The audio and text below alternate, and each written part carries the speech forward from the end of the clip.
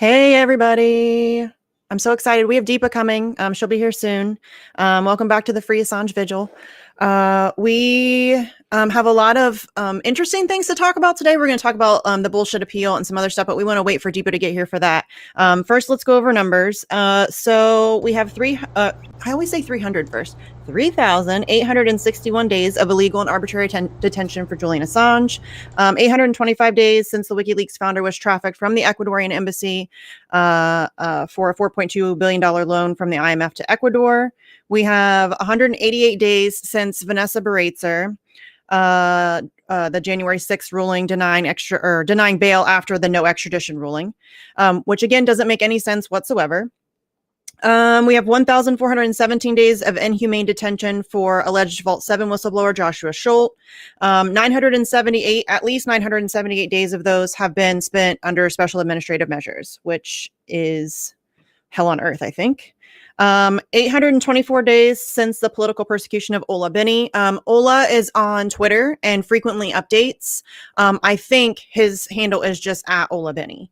But definitely follow that case. And he does pretty frequently update on what's going on there. Let's see, 29 days since Commander X was illegally taken from Mexico and rendition to the United States. I just talked to Nat, which is a dear friend of his from Mexico. She was on Bitch on Wednesday, and we updated everybody on what's going on there if you guys want to check that out. But he could probably use like letters and support and stuff like that. So he has court on the 20th. There's a top link in the description on all the channels and everything. There is an event planned outside of the court that he's not even allowed to leave the prison. They're just doing a video court. Steve is organizing a rally outside of the prison. Huge shout out to him for that, because that's fucking awesome. Yeah, and if you want to, we talked about it. If you want to do your own event, you can do that too. Like even just you and a poster board. Like we got to start raising awareness about these kinds of cases because nobody talks about this shit. So yeah, we talked about that with Nat, and Steve jumped on too, so that he could update or tell everybody about the event because I didn't want to get anything wrong. And he was in chat, so that was convenient. I'm like, get on here. Let's see, where was I? Crap. Okay, 32 days since whistleblower Reality Winner was moved into house arrest. So she is expected to be like not fully free because she'll still have shit hanging over her head, but she will be free from like the prison system the November 23rd potentially. 479 days of freedom for Chelsea Manning. You can find Chelsea on Twitch pretty frequently. I don't know if she has like a set schedule anymore. I don't know. Do you know if it's the same as it used? I don't know. Whatever. I'm muted. She does stuff more randomly. Okay. Usually on Tuesdays, generally about 2 hours or 3 hours before we go live, she does a like tech chat thing. Generally over the weekends though, and in the evening she'll still do like just gaming. She does a lot of like there's a city planning game she plays a whole bunch of city. Yeah, I've played that. It's fun. Yeah. And then there's cool. Okay, so yeah, there's actually a really cool like revolutionary game like yeah, I've played them. They're so fun. Yeah, like they're so fun. Okay, so anyways, her on Twitch, you can find her on Twitch, twitch.tv/xychelsea87. And then we also have 127 days of freedom for Jeremy Hammond. So yeah, those are our numbers for today. And we have a lot to talk about. We have matching shirts. We do. Okay, this is not planned. I tweeted about it. Look at us. Like 15 minutes ago, I log in to our little pre-show hangout, and there's Andrew with his matching shirt. And we didn't plan it, but here we are, looking like a couple of dorks. I was like, should I change? He's like, absolutely not. No, all right. This was perfect. It's pretty funny. It's pretty funny. It was great. So there you go. I need to get a fuck censorship shirt because I accidentally left mine. I have one. DC. Mine's gray though. One. It makes me sad. Oh, okay. I have a gray one and it has green letters. Speaking of fuck censorship, on September 10, 11, and 12, we will be back in DC. We're still in the planning stages, so there's nothing officially set for locations. We just have ideas for the events that we're going to be holding. Link in the description to the website. We do need some donations for that. We haven't had, again, anything set in stone with it, but so far it's going to be fuck censorship, free Assange, and end the damn wars. So I'm super, super pumped about that. I think it's going to be great to get a big crew back together in DC, especially around 1, September 11th. 2, that's when they're supposedly ending the war in Afghanistan. Right? Well, now it's August 31st. Is that August 31st now? They changed it now recent, like this week, and Joe Biden is saying now that they're going to be out of Afghanistan. Out of Afghanistan. Did you see what happened at the Bagram 31st. Airfield? Do you know what that is? Yes. Have you seen that? I haven't. No, I saw that it happened. I haven't had a chance to like really dig into what happened. Do you know what I'm saying? So essentially, the U.S. in the middle of the night just, which I think is a great idea, just come the fuck home, right? Just leave. But what isn't a great idea is that they left all of the vehicles there, completely undestroyed, completely intact, tons of weapons, ammunition, right? And then left and didn't fucking tell anyone. Like, didn't tell, like, the local, like, hey, we're gonna go, you might want to, like, take this base, and then the Taliban comes in, takes a lot of shit. That did not really happen, Andrew. Is that really? So Luke Rudowski over at We Are Change has been covering it. You can find the articles. It's ridiculous. I keep meaning to look at, like, I've seen like bits, like flashes of it on Twitter and stuff like that, but I just haven't had a chance to look into it. We're not even, like, out of Afghanistan, and the Afghan of course we're not getting out surrendering across the country because the Taliban just got all of our military equipment short of, like, well, this is what we do. We create a problem, and then we go fight the problem, and then we arm the problem and then leave so we can come back. There was a multi-billion-dollar offer for China for their Belt and Road Initiative in Afghanistan. So the U.S. is probably like, fuck it, we'll just give them all these guns and it's your problem now. Yeah. We're like the worst. Yeah. We really are the fucking worst. I mean, the United States is a hot fucking mess, controlled by psychopaths. We're all so screwed, and they have a lot of power. Scary. Sorry, I panic. I panic sometimes. Punch as high as you can. Figure out whose jaw is so far above you that you don't think you can reach it, and then just leap. I know, but sometimes I just have those mini panic attacks where I think about it, and I'm like, holy shit, that's what we're up against. You know what I mean? Right. For like 30 seconds, I'm like, fuck. Yeah. No, it's fun. You know. Yeah. John Cusack, you want to talk about him? Because that was some crazy shit. Y'all. Okay, you're gonna. Can you pull up the tweets? Because I'm blocked again. Yeah, I'll see if I can find them. I'm not even signed in on the computer, so I can see everybody. Hold on. Okay. Yeah. So he he has been a random all over the place guy on Assange for forever. I mean, I have had interactions with him many times. Again, this is the second time I've now been blocked by him. So I was blocked and then unblocked. I think he went through like a big, he was like, I'm just going to unblock everybody thing. And then now I'm blocked again. Because he's been very weird. Like, he's visited Julian Assange at the Ecuadorian embassy before.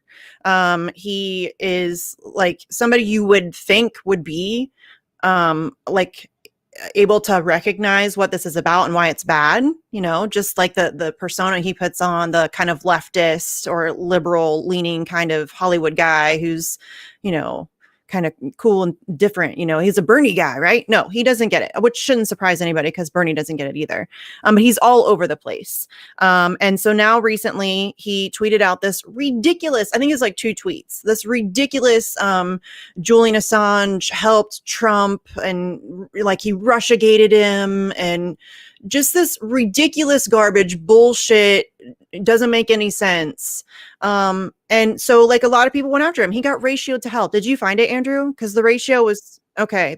He might have deleted it. Andrew he may have deleted the old tweet. If someone has it and can drop it in chat, that would be awesome. Yeah, somebody do that. He has a bunch of new tweets out in support of Julian, but I'm scrolling to see if I can find the old one. Just do a search for John Cusack and Assange, and then somebody who's talking about it may have a screenshot. Okay. Do you know what I'm saying? Yeah.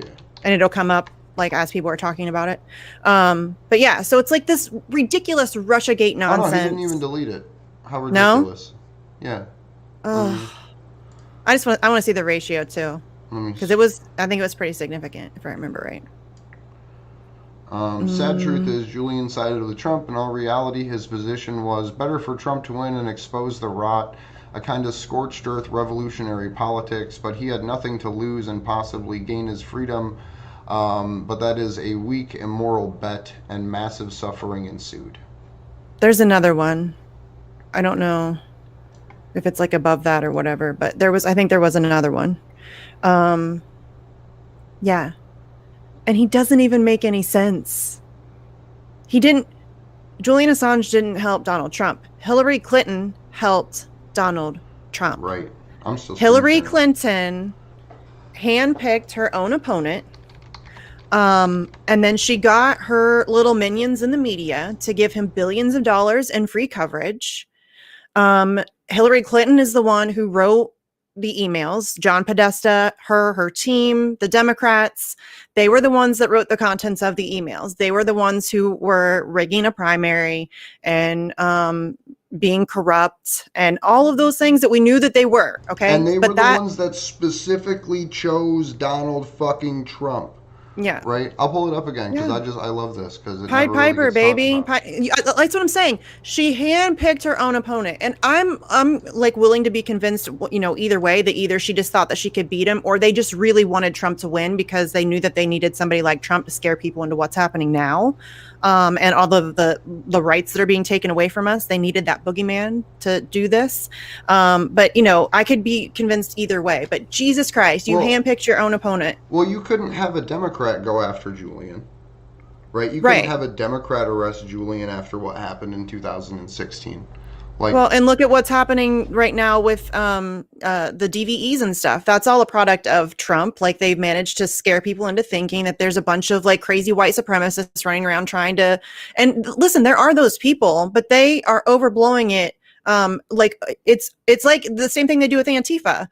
Antifa is a bunch of thugs. They light things on fire. They beat, you know what I mean? Like, it's the same shit on either side. And that's why they do it, because then they don't have to worry about anybody really challenging the system. And it sucks because it's obvious propaganda. I don't know. Anyway. But yeah, John Cusack is a tool.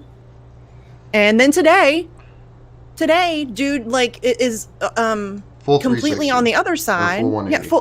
Full 180. I think he retweeted Stella's crowd justice tweet, which is the if you guys have a couple bucks to spare, so the taxpayers will be paying for the case against Julian Assange, but Julian Assange has to pay for his fight against them.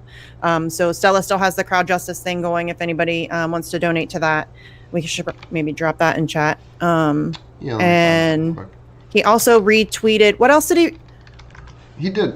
He put out tons of shit. I just threw one up on screen where he literally said mainstream media must push for Julian for the Biden Justice Department to free Julian. Yeah, major news outlets must push for Biden DOJ to drop Assange charges. Their press freedom rights are at stake. So maybe he learned. Like, maybe he put out some. But he's bullshit. done this before, though. That's what I'm saying. Like, he went and visited Julian in the Ecuadorian embassy. I've gotten him to say free Assange on Twitter before, and then he does like something like this where he, it's like he can't make up his mind, or he wants to play both sides or whatever, and he needs to stop. Like, get your shit together, dude. It's not that complicated. I think he's a Russiagator, and I think that's his problem. I think that he is stuck on this Russia thing, and he genuinely thinks that Julian Assange helped Vladimir Putin get Donald Trump elected. And it's garbage, dude. Let it go. That's a garbage position at this point. Russiagate has been exploded on like pretty much every level. And specifically the Julian Assange connection. There is none. Don't you think if there was one, they'd have shown you like really solid proof of that? They have no proof of that. And people like John Cusack, who should know better, are still trying to pretend like that's a thing. And it's not a thing, y'all.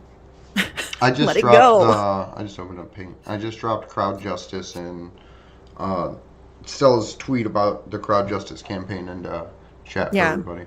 Oh, and listen, that's not to say, by the way, that Russia doesn't try to interfere in our elections, and that China doesn't try to interfere in our elections, and that we're not interfering with fucking everybody's elections. I would say that's not literally even to say that everybody. we have elections, because we don't have elections. Right. We don't I think that's the more honest thing. No, yeah. that's fair. That's a fair point. But I'm just saying that all of the major players on planet Earth are attempting to interfere with everybody else's bullshit.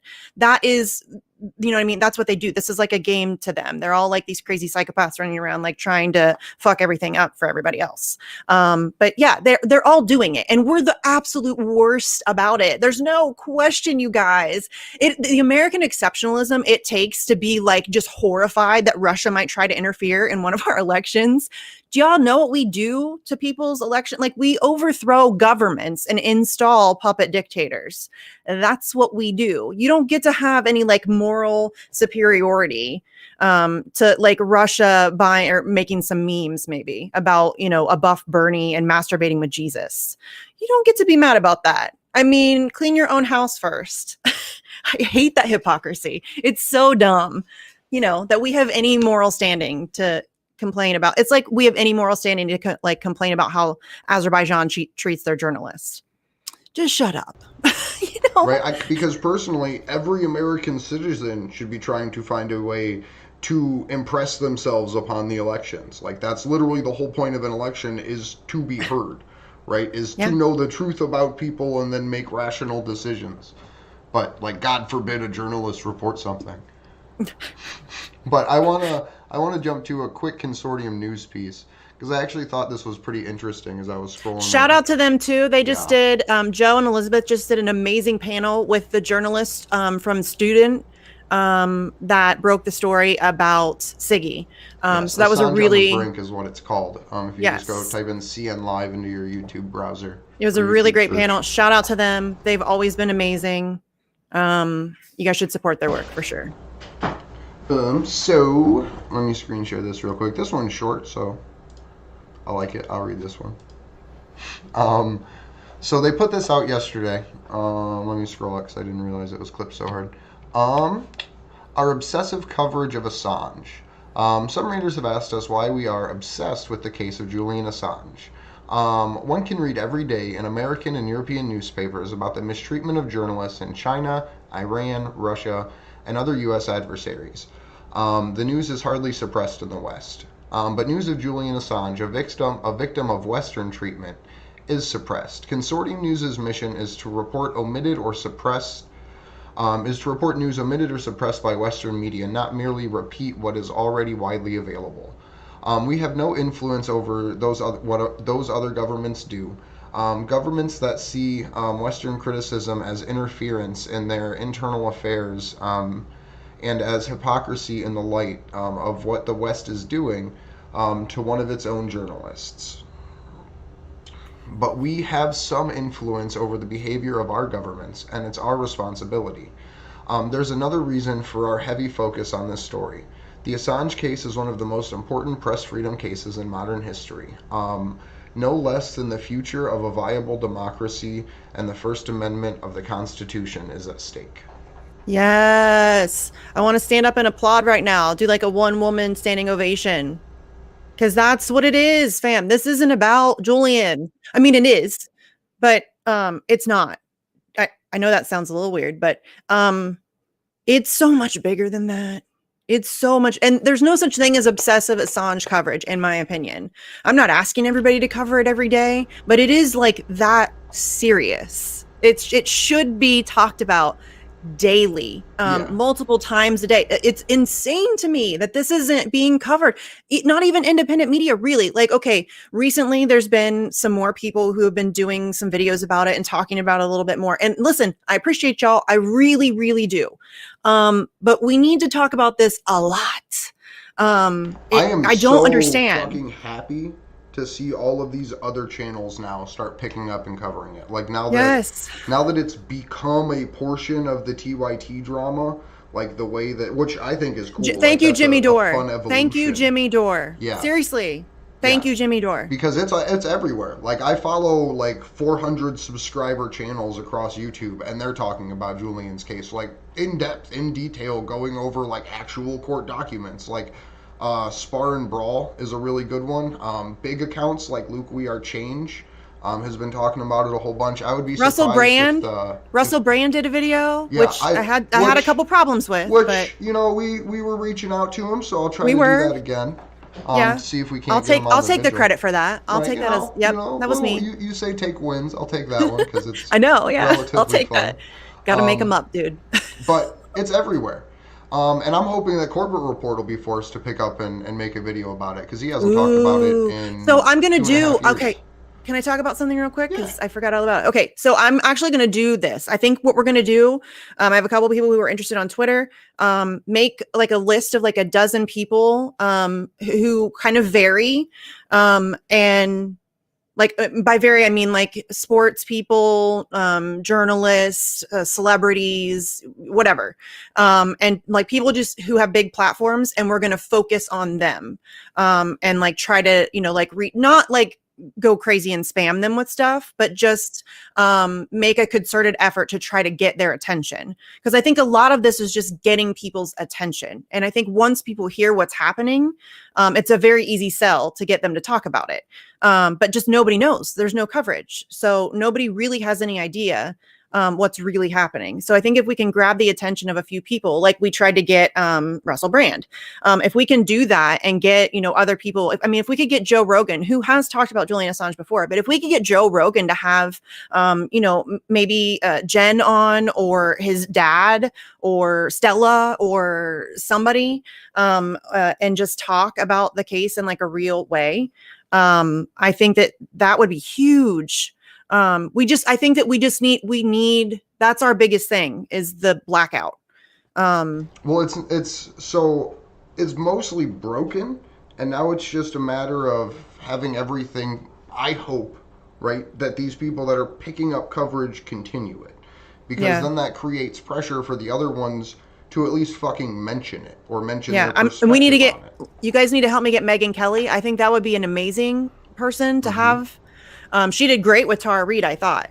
Listen, I know who Megyn Kelly is. Like, I'm not, but I think just her platform, the people she speaks to, and the respect she has, I think in that world, I think would be very helpful. I have a friend of mine, actually, someone that we met in DC, on the ground, reach out to me. I'm not going to give any names or anything, but shout out to this person, because they've been doing great coverage. They're like a big little independent leftist media group out in the DC area, and he reached out to me the other day and was like, I didn't realize how important all of this was, like even coming out with you guys and supporting you, like the scale of this. And I was just like, yeah, like I appreciate you doing this, like I appreciate you covering it and turning out with us and turning out at events that I personally wasn't even at and didn't get a chance to invite them to, but they've just been following it.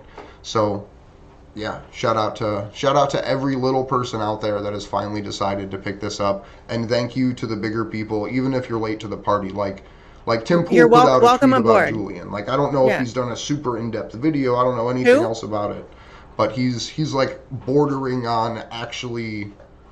Who are you talking about? What?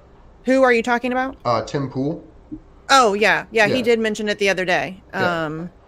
He asked I shouldn't, no, never mind. I just don't ask. We don't need to ask questions like, why is this happening? Why it's what we need you to inform your audience, please. That's not me being a dick. We're past the, why is this happening? We need you to inform your audience of why it's happening. If you don't know why it's happening, find somebody who does. Get them on your show and talk about it. That's what we need right now. We're kind of at listen, dude's not doing well in prison. He's not doing well.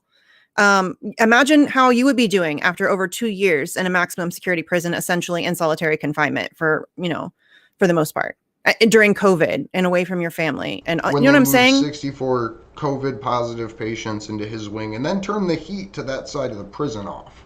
Yeah, and you're insulating your window with books, and come on, y'all. He's not doing well. And again, as much as it's not about him, his life is worth fighting for, and it's unbelievably unjust what's happening to him.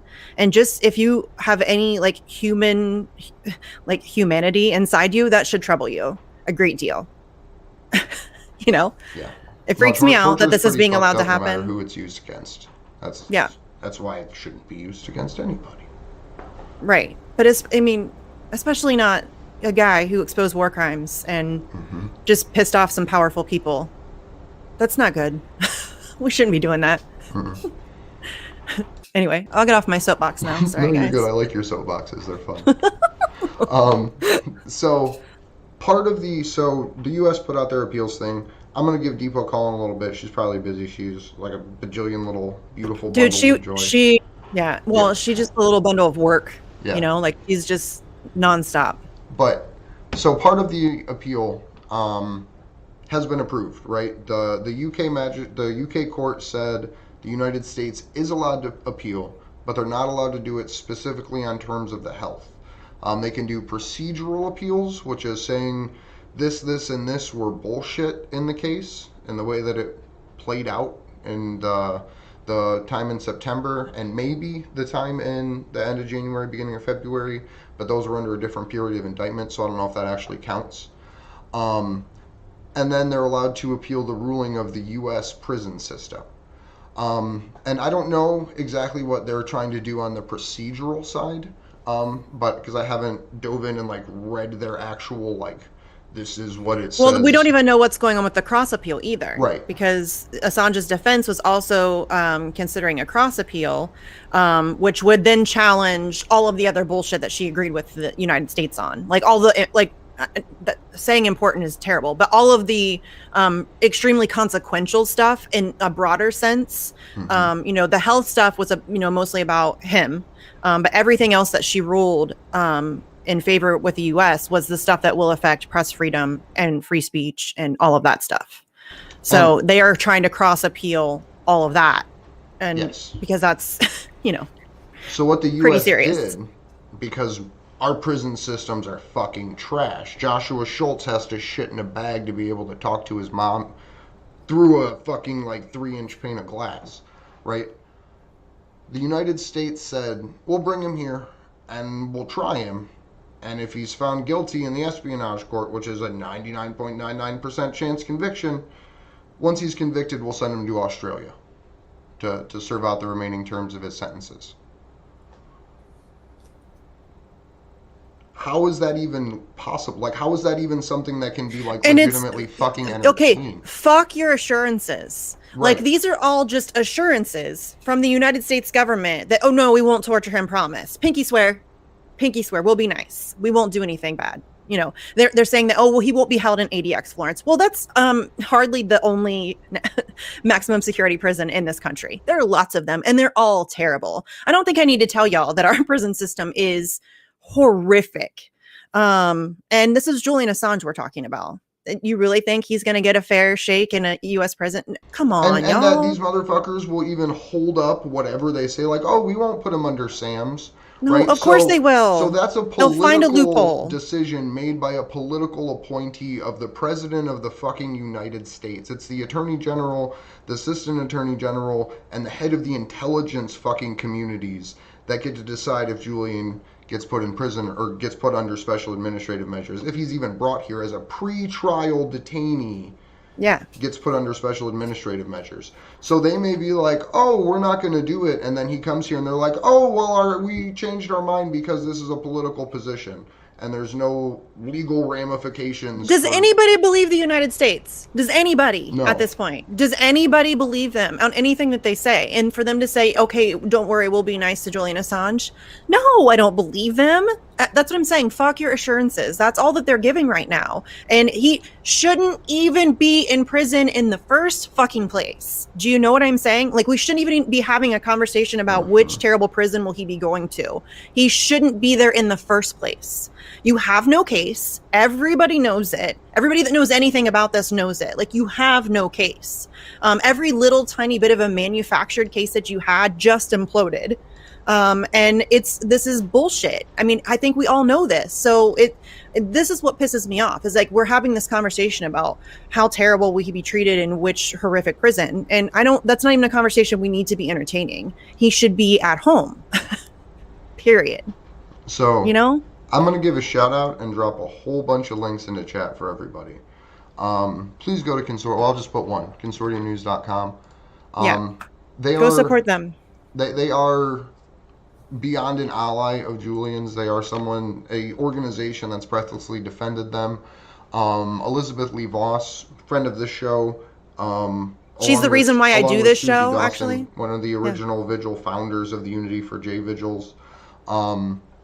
They have put out 1, 2, 3, 4, 5, 6, 7, 8, 9, 10, 11 pieces just on scrolling halfway down their front page in the last 4 days That's about amazing. Julian. Yeah, and it's from every angle. It is looking at it from a perspective of torture, from a perspective of the Espionage Act, from the perspective of destroying British justice.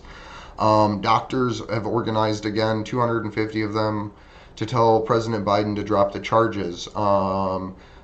This one is, I think, the most exciting because it goes along with the other world leaders. We've had few American politicians speak out, notably Massey, Gabbard, Gates, and Amash. We've had a whole working group of Australian MPs. We had the British MPs turn out. We had Jeremy Corbyn playing with Julian's children outside of Belmarsh prison, demanding to meet with him. Dude protested his own government that he's a part of Yeah. to be able to have a video conference with Julian Assange. We have the Italian government standing up in protest, shutting down their House of Parliament, holding up signs of Julian's face, and now we have 95 Greek MPs joining the call to have Biden free Assange. So I'm going to drop this article in here. I don't want to read through all of it because it's long, but we will do. I want to just read the actual letter that they sent. So let me get the letter pulled up real quick.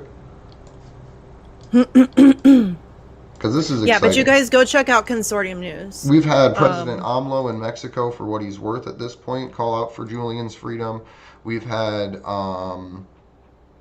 not Bolsonaro, the good guy in Brazil, the leftist, good guy, leftist. Who are you talking? What? The former Brazilian president that Lula, spoke right? up for Julian. Yeah, Lula da Silva. Yeah, right? Lula da Silva. I was just trying to think of like other world leaders that have spoken I'm a little up. high, so my brain froze. So, dear Mr. President, we are addressing you as members of the Greece Parliament to congratulate you on your recent comments to defend media freedom. As President Obama's vice president, you played an important role in the decision not to prosecute Julian Assange over publications relating to the Afghanistan and Iraq wars and conditions in Guantanamo Bay. You, like us, have been disappointed when your predecessors launched a prosecution carrying a 175-year sentence against a globally renowned publisher and free press campaigner for his 2010 award-winning publishing work, which was carried out in the United Kingdom. Civil liberties groups and top newspapers alike view government's prosecutions against this publisher with alarm. The Washington Post executive editor writes that the indictments is criminalizing common practices in journalism and have long served the public interest. The New York Times editorial board considers it to be aimed straight at the heart of the First Amendment. And for Amnesty International, the charges against him should never have been brought in the first place because it's putting media freedom and freedom of expression on trial. Earlier this year, Westminster Magistrate Court in the United Kingdom refused the U.S. application to extradite Julian Assange to the United States. The Guardian editorial board noted your incoming administration can and should let Julian Assange walk free. We had hoped that this might be an occasion to draw a line under this prosecution. Unfortunately, the U.S. Department of Justice is still pursuing this case, leaving Julian Assange facing a third year of incarceration in Belmarsh High Security Prison. Mr. Assange, an Australian member of the press who has been invited to this country by The Guardian in 2010 to work on these publications in concert with the UK's free press traditions, it is the subject of a U.S. criminal case. The effect of your proceedings, your predecessor's decision to take a criminal case against a member of the press working in our country to restrict the scope of permissible press activities anywhere around the world and set a precedent that others will no doubt exploit. The case against Mr. Assange weakens the right to publish important information that a government finds uncomfortable. Indeed, this value is central to a free and open society. The case against Mr. Assange also determines public confidence in our legal system. Our countries are also incredibly confronted with the contradictions of advocating for press freedom abroad while holding Mr. Assange for years in the UK's most notorious prison at the request of the US government. We appeal to you to drop the prosecution and act that would be a Celeron call Clarion for freedom that would echo around the globe. Sincerely, members of Parliament of the Greek Parliament. Whatever. Yeah. Yay! Again, I want to give a standing ovation. We need more of that. We need more of that, more of that, more of that. And how we get that is people pressuring. Lots of it. We need that. That's where we're at. Like, that's... And we're getting, like, it's happening. I think we're seeing it, you know, like we just said, all across the globe. I mean, we've got people, there's MPs in New Zealand and Australia and Ireland, and, you know, they're starting to pop up all over the place. We just need it more, and we need it faster. It just, they can't be hidden at this point. Like, there's no way to keep Julian out of public light. So I think that that's fucking incredible. Like, that all of these countries and all of these people that would have more to serve their own power on just saying nothing, actually speaking up for him. Because it's in no one's true actual politics of power interest to do this. So not right now, these not countries yet. And all of these people saying fuck the United States, because that was like the trolliest letter in the world, right?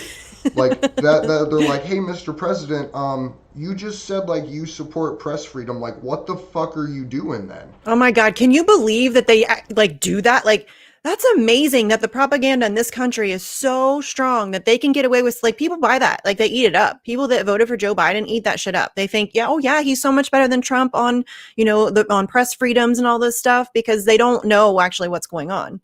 And it's, you know, they don't care. No, yeah, it's that's more true. Of not caring.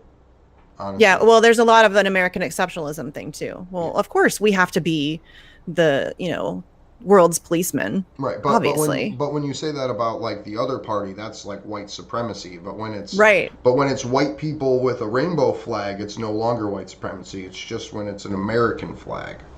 Yeah. Oh God, this country sucks. It's so much fun.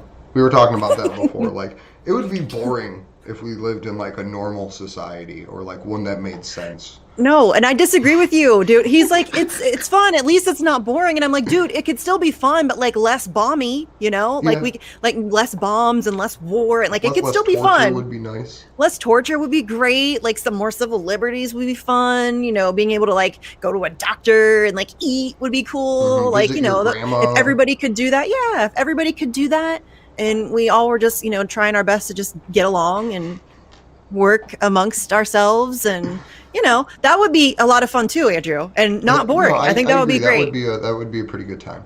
I would like that a lot. I think if we like weren't living under a global totalitarian state, it would be way more enjoyable. It would be way cooler. I'm just saying. Like, your idea of fun and my idea of fun might be a little different.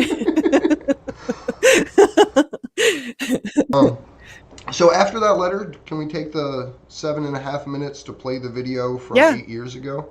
So we played this before, everybody knows it. I just want to do it again because it's important. This is the video. You'll see. I'll just play that's fine. Yeah, you'll see. Yeah. We're like so secretive. It's not that cool, guys. Like, maybe we shouldn't pump it up. I gotta make sure this looks right. There we go.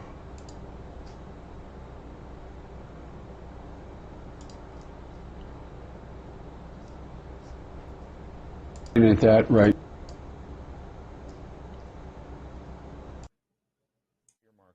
Should the United States do something to stop Mr. Assange?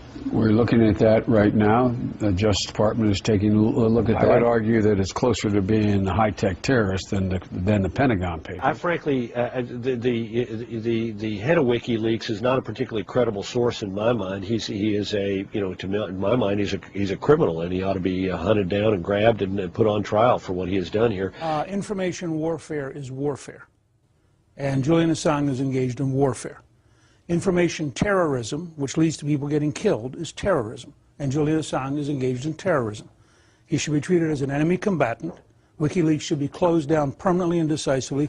I think the man is a high-tech terrorist. And I think he needs to be prosecuted to the fullest extent of the law, and if that becomes a problem, we need to change the law. The way to deal with this is pretty simple. We got special ops forces. I mean, a dead man can't leak stuff. This guy's a traitor, a treasonous, and he has broken every law of the United States. The guy ought to be, and I'm not for the death penalty, so if I'm not for the death penalty, the only one to do it, illegally shoot the son of a... Obama, if you're listening today, you should take this guy out, have the CIA take him out. He broke the law. You don't have to act panic. You can act tough and say, if we catch you, we're going to hang you. Yeah. Our intelligence communities will find him. All right. That's what I'd like to see, a little drone hit Assange. We have criminal proceedings underway. That's where I think the verdict is guilty on WikiLeaks. WikiLeaks apparently today released what's described as a treasure trove of infrastructure targets around the world, which of course could be damaging not only to those countries but to U.S. interests. Why hasn't the government just gone ahead and shut down the site or shut down the dissemination of his information? Why can't you do that? Well, let me condemn in the strongest terms the leaks of information that have come as a result of the actions that you've just referenced. The national security of the United States has been put at risk. The lives of people who work for the American people has been put at risk. The American people themselves have been put at risk by these actions that are, I believe, arrogant, misguided, and ultimately not helpful in any way. We are doing everything that we can. We have a very serious, active, ongoing investigation that is criminal in nature. I authorized just last week a number of things to be done so that we can hopefully get to the bottom of this and hold people accountable as they should be. What are things that can be done, and has the government explored the ability to be able to seize the sites? Last week you were before us saying, look at all the websites we seized and shut down. That you can't do that in this case at all. What are the parameters that are limiting that, and what are some of the actions that you did authorize to go forward? Well, it's an ongoing investigation. I don't want to get into exactly what I authorized, but I can say that I personally authorized a number of things last week, and I think that's an indication of the seriousness with which we take this matter and the highest level involvement in the United States Department of Justice with regard to all the tactics that we can do or can use to ameliorate the consequences of these actions. I don't want to get into those as well, but we will do everything that we can, both to hold people accountable and to minimize the harm that will befall the American people. Well, I think Assange should be assassinated, actually. I think Obama should put out a contract and maybe use a drone or something. The United States strongly condemns the illegal disclosure of classified information. So let's be clear. This disclosure is not just an attack on America's foreign policy interests.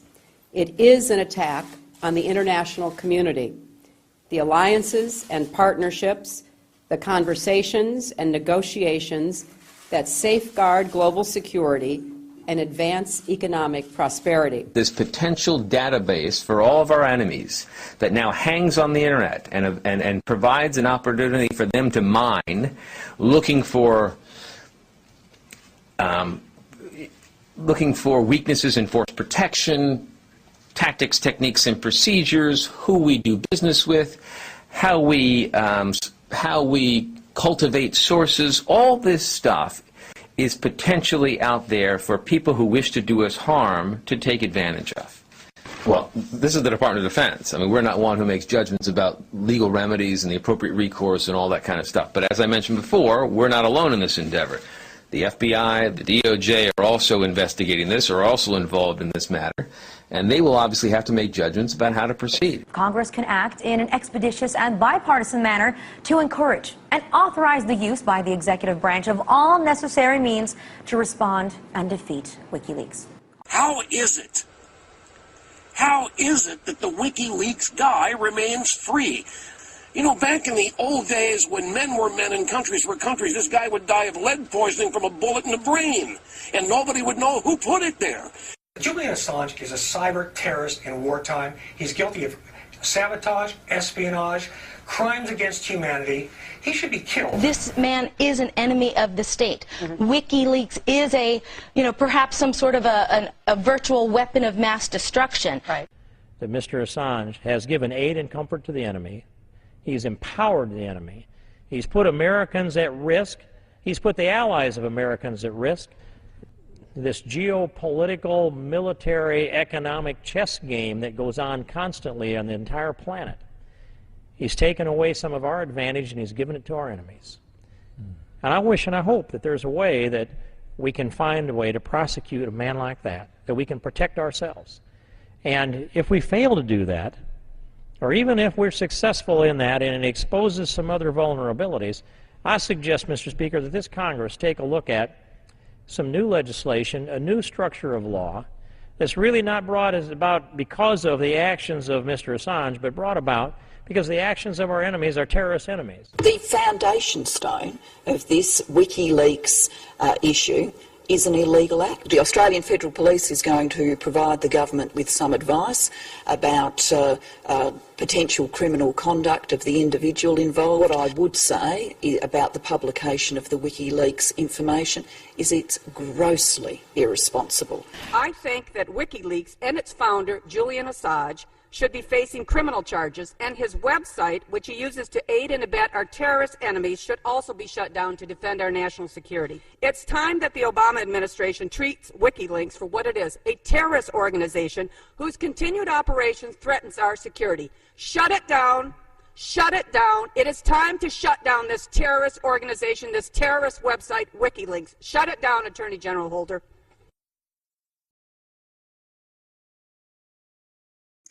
Okay, there's a lot to unpack there, and I have a lot to say. Right. So before anything, I got 2 points. One, Okay. whoever says that that the Biden Justice Department wasn't trying to string up Julian by any means they possibly could.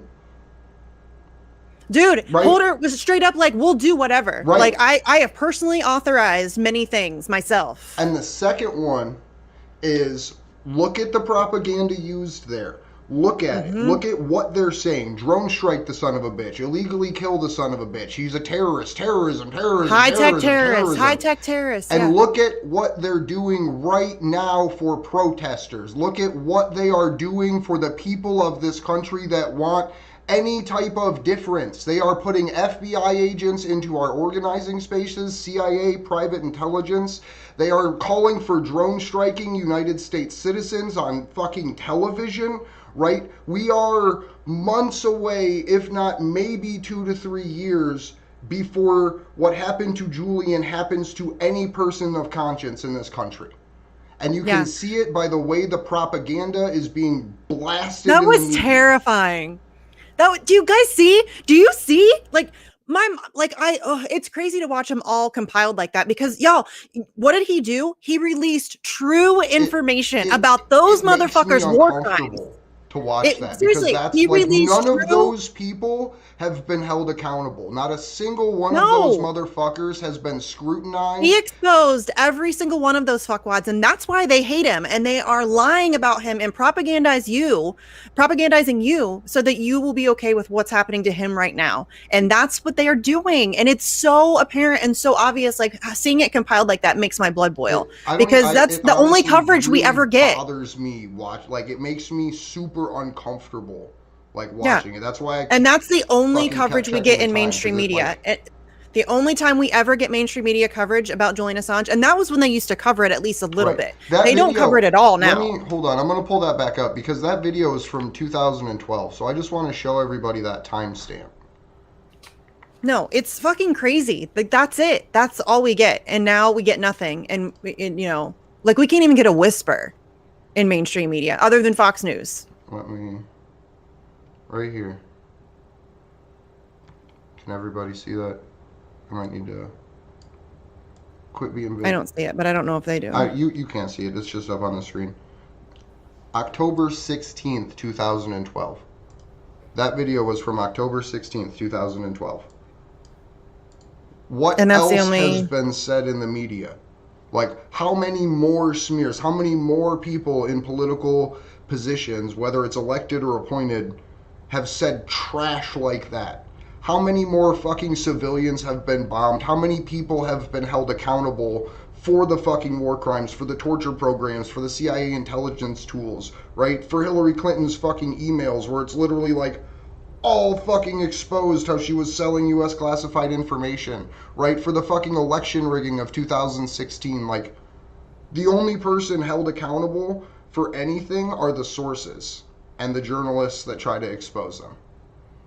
Yeah, we always punish our truth tellers. Mm-hmm. Always. It's mind-boggling. And it's not even a new problem, right? Like this isn't a new phenomenon here in the United States. No, we always do this. Like, we would literally were fucking like the Mumia story. Like, they were fucking literally firebombing houses. This dude was reporting on it. An officer gets shot in the back of the head, and somehow a guy who wasn't even outside and in a house with no guns killed him, and now that journalist is in jail. Like, it's all connected. Like, it's all connected. There's never any accountability for power. And the truth teller, I mean, look at what, I mean, you can relate it to what they did to Fred Hampton. It's the same kind of thing. We punish our truth tellers, and powerful people are never held accountable. Look what they did to John Kiriakou. Dude exposed a torture program. He's the only person that went to prison. A fucking torture program. Nancy Pelosi should be in prison. She helped cover that shit up. And John Kiriakou had his life ruined instead. What is that? We have to get out of that as like a species, because I don't think it's just the United States. I think it's, kind of a thing that happens everywhere. And we need to get over that shit. We need to start. I mean, how great would the world be if we all rallied behind the people who tell the truth and expose the bad shit? Because that's who I want on my that's who I want on my team. I want a Julian Assange or a Chelsea Manning or a John Kiriakou or a Daniel Ellsberg way more than I want a Barack Obama or a Trump or a Nancy Pelosi or a Bernie Sanders or a Bernie Sanders or an AOC or a Joe fucking none of them, or a Merrick Garland or a fucking Mike Pompeo. No. I want Manning and Assange and Kiriakou and Ellsberg and Daniel Hale and, I want those people. And we treat those people like shit, and it sucks. It's depressing. It bums me out a lot. Did you call Deepa while that was playing, by the way? No, I didn't. Oh, really, dude? 7 ass minutes and... I probably could have. Unbelievable. Nope. Would have been a really good idea. It sounded like when I talked to her about an hour before that she was out. So she may be thinking that we're doing it at like 2 o'clock or something. Time differences. Yeah. But I was just excited to see her. I love me some Deepa Driver. I miss Deepa. We haven't talked to her in like a month. She's great. Do we? What else do you have? What else do we have? Oh, no. Okay. No, I still have more things to bitch about. Yeah. No, keep going then. Yeah. Like, okay, so another thing that they were talking about was, I sat here and took notes, y'all, because I was getting so pissed off. They were talking about how, well, WikiLeaks, could expose our tactics and our procedures and our how we acquire sources and all that. You need to be fucking exposed. Y'all are some criminal ass motherfuckers, like committing human rights abuses the world over. Like, are you kidding me? You don't get to just have like a free pass where you get to do whatever the fuck you want and nobody gets to hold you accountable. That's not how this works. That is not how this works. And they're trying to convince you that that's how this works. And that should never be how it works. These people should not have that kind of freedom ever. We should have, again, there should be 1,000 WikiLeaks across the globe. As long as we have positions of power, there should be people holding those people accountable. 100%. Every day, all day. Like, you should be side-eyeing anybody with any level of power over you whatsoever. You should be side-eyeing them constantly. It's exhausting. I get it. But you need to do it because these power corrupts. And it's not even just that power corrupts. Power attracts corruption. Power attracts shitty ass people. And so those two things combined, and you're not going to get the best of people at your highest levels of power, as we can clearly see. These are unbelievable shitbags, all of them. And it's not just ours. It's every world leader. Like, people are like, oh, but you love Putin. No, Putin's a piece of shit too. You don't get to that level of power without being an absolute shitbag. It's nearly impossible. You have to be willing to exploit and do whatever it takes. And you have to be ruthless and not give a shit about anybody else. That's how you reach that level of power. So all of these douche canoes are shitbags, but you need to be side-eyeing them all. And the reason why I focus more on the ones in this country than in Russia, because I live here. What? That's why. I thought you And I lived think in that Russia, ours, Misty. right? Your Well, that's accent's true. just That's so fair. thick. I know. I'm very convincing, honestly. I'm But a very convincing American, dumb American. one of I don't know who it was. Right. So Bill O'Reilly was literally just like, yeah, the intelligence agency should just go get him. Right? Like, fuck Bill O'Reilly. But then the other thing is you had that, I don't even know who it was or what the fuck they, like, who they are in the world. But you I know, I had the couldn't guy write that fast was enough. literally like, President Obama should put a contract out on him. Yes, on TV. Like, Right. just says it. Are you fucking calling kidding for me? a president of the United fucking States To to murder put somebody. out an assassination contract for private mercenary groups to kill a journalist. Yeah, but Where that we was do the that, outrage then? right? And why That they can wasn't just power say that. usurped from our system? Right. That's what I'm saying. If they can say that kind of thing on TV, and that's widely accepted, a lot of people buy into that and they just let it pass like that's a normal fucking thing that like somebody on TV who is somebody with a level of power is claiming that we should go assassinate a journalist because he printed stuff that embarrassed us. That's fucking crazy. That's terrifying. And like that's what I mean. The propaganda in this country is so sophisticated and it's so good that you don't even think twice about that. You think it's okay that, oh, well, we're the good guys. So obviously if we're doing it, it's necessary. And that's people genuinely buy into that. And it's this weird American exceptionalism that I have no idea how to break through, but that is insane that they can say something like that on national television and people just go along like that's a normal thing to say. But it's no different than all of the wars that we have going on and people are just like, yeah, that's just how things work. No, it's not. That's crazy. It's crazy that we're blowing people up for oil. And we're how many of blowing those people in that up. film reel have been removed from positions of power. Right. Or seen a courtroom or had any level of accountability whatsoever. They don't even have like mean articles written about them. When they die, people cheer them and like call them examples of human decency and some bullshit like that. You know what I'm saying? Like that's Donald Trump put Julian Assange in prison. Joe Biden's son's laptop came out that exposed large-scale pedophilia, hardcore international financial crimes, like the son of the sitting president working hand in hand with the largest he was running for billionaire president. in China, right? Yeah. And there was no WikiLeaks to release it. It No. got put out by Alex Jones in fucking Parler, covered by Well, Tucker Twitter Carlson, censored it. and then Like, buried social from the media internet websites after censored a bunch it. of white right-wingers downloaded child pornography on their phone. Like, I personally fucking told Alex Jones over 2 years ago that if you don't stand up for this now against Trump, that you're fucking next. And that's what it's coming to. Literally, his supporters and people of that caste that you would imagine are now considered domestic terrorists. There's people sitting in Julian's same condition in the United States. Like, it's just crazy that it can just be allowed to escalate like this. Well, they just sentenced a water protector to 8 years in prison. It's the same thing. It's across the board, y'all. It's across the board. They're coming for everybody. And there's a reason why they start with the most despised, the most easily dismissible, like the Alex Joneses. There's a reason why they do that, because once they do it once, it makes it so much easier for you to accept when they do it to somebody who's a little less crazy, and then a little less crazy, and then a little less crazy, and then somebody you agree with. And then, you know what I mean? And it just escalates. And that's, it's exactly why they do that. And that's what they're doing now. And that's what all this propaganda about Julian Assange and this stupid ass video is about. That, like I've said, I've told people, if you go back, because I have, if you go back and you look at the smears like in chronological order and like figure out the whole the smear campaign that they use, like I find that shit interesting, and it is very intentional. Their rhetoric is the same. You'll notice that Joe Biden and Mitch McConnell use the exact same term, high-tech terrorist. They use it's no different than any other issue. Days.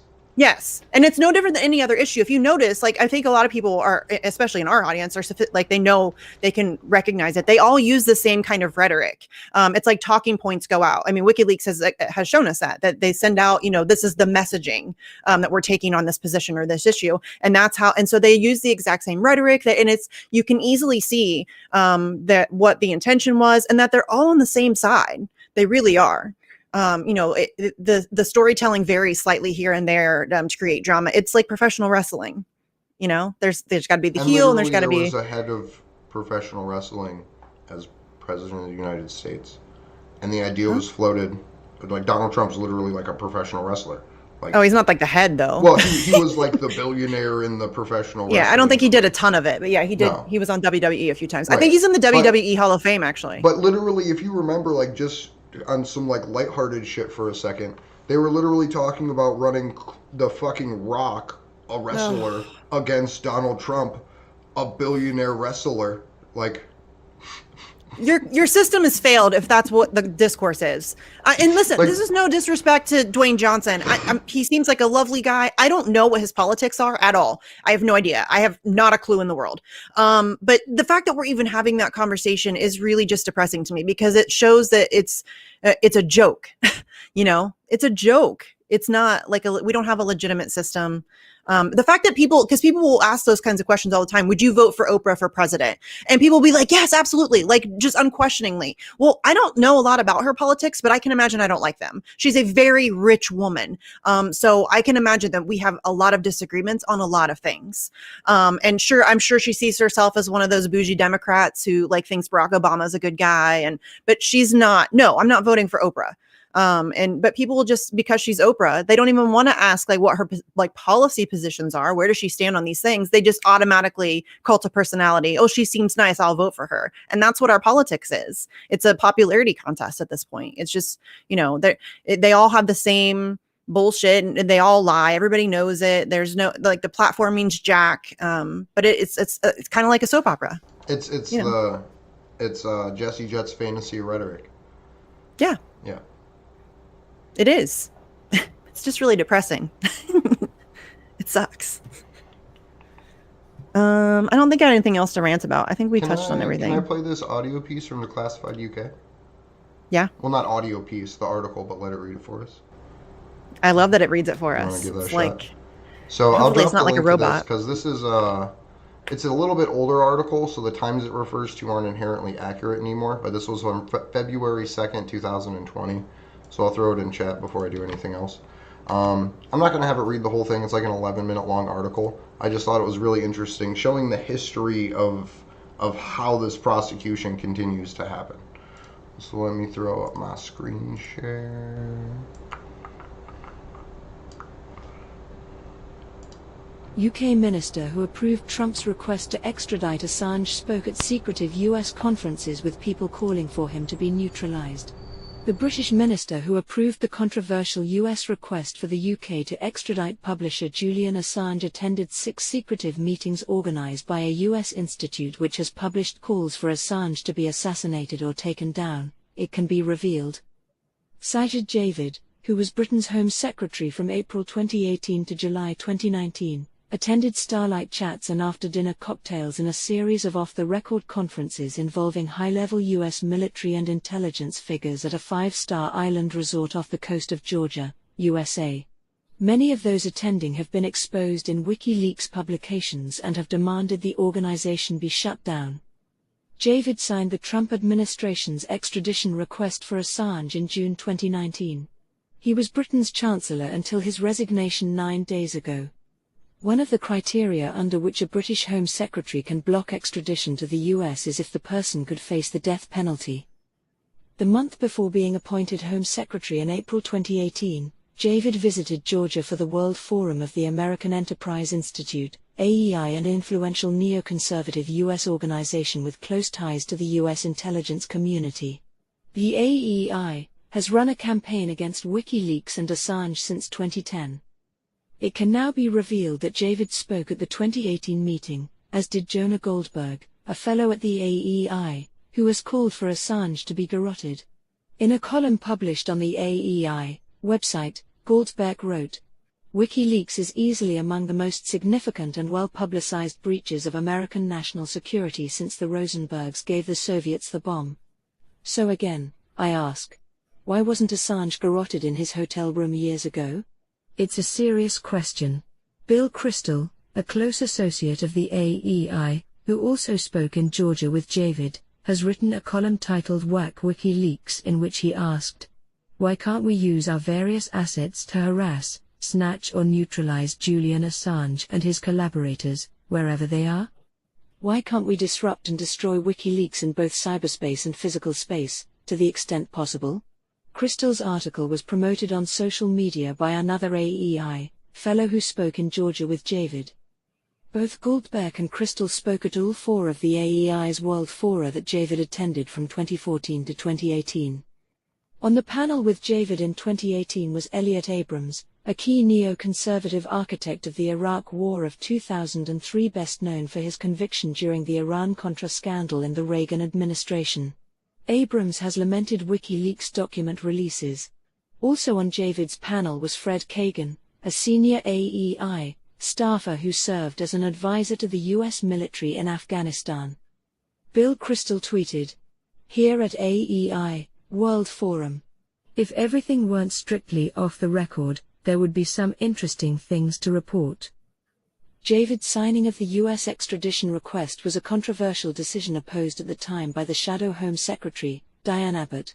Julian Assange is not being pursued to protect U.S. national security, he is being pursued because he has exposed wrongdoing by U.S. administrations and their military forces, Abbott told the British Parliament in April 2019 after Assange had been grabbed from the Ecuadorian embassy in London. The Trump administration's extradition request is unprecedented in that the UK has never extradited a journalist and publisher to a third country for prosecution. The deliberations within the UK Home Office about Assange's extradition and incarceration in Belmarsh Maximum Security Prison, where he is currently held, are opaque. Declassified sent a Freedom of Information request to the Home Office asking for any telephone call or email mentioning Assange sent to or from Sajid Javid while he was running the department. The Home Office replied, "We have carried out a thorough search, and we have established that the Home Office does not hold the information that you have requested." It is unclear if Javid only discussed the Assange extradition request in person while Home Secretary or if he used a private email or phone to do so. Secret intelligence-linked meetings. The attendees, agenda and even the dates of the AEI World Forum are a tightly guarded secret. But Declassified is now publishing the attendance lists and agendas, marked confidential, of the last 4 conferences Javid attended. In 2014, 2015, 2016, and 2018, see end of article. Declassified could not obtain information on Javid's first 2 AEI meetings in 2011 and 2013. Since attending his first World Forum at the AEI, in 2011, within a year of becoming an MP, Javid subsequently visited 6 out of 8 AEI annual conferences up to 2018. From June 2012 until... That could keep going. Please watch it. Please read it. Please listen to it. Please go through and look at those people and those organizations. I don't want to have a computer voice talk for more than like 5 minutes, because I'm pretty sure that will like kill people's ears. That was pretty intense. It was. It made she did have a rather lovely accent though. Oh, I'm getting a phone call. Hold on. Oh. We're doing it live.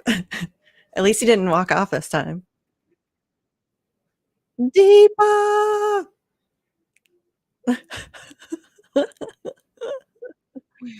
I love that thing reads the article though, you guys.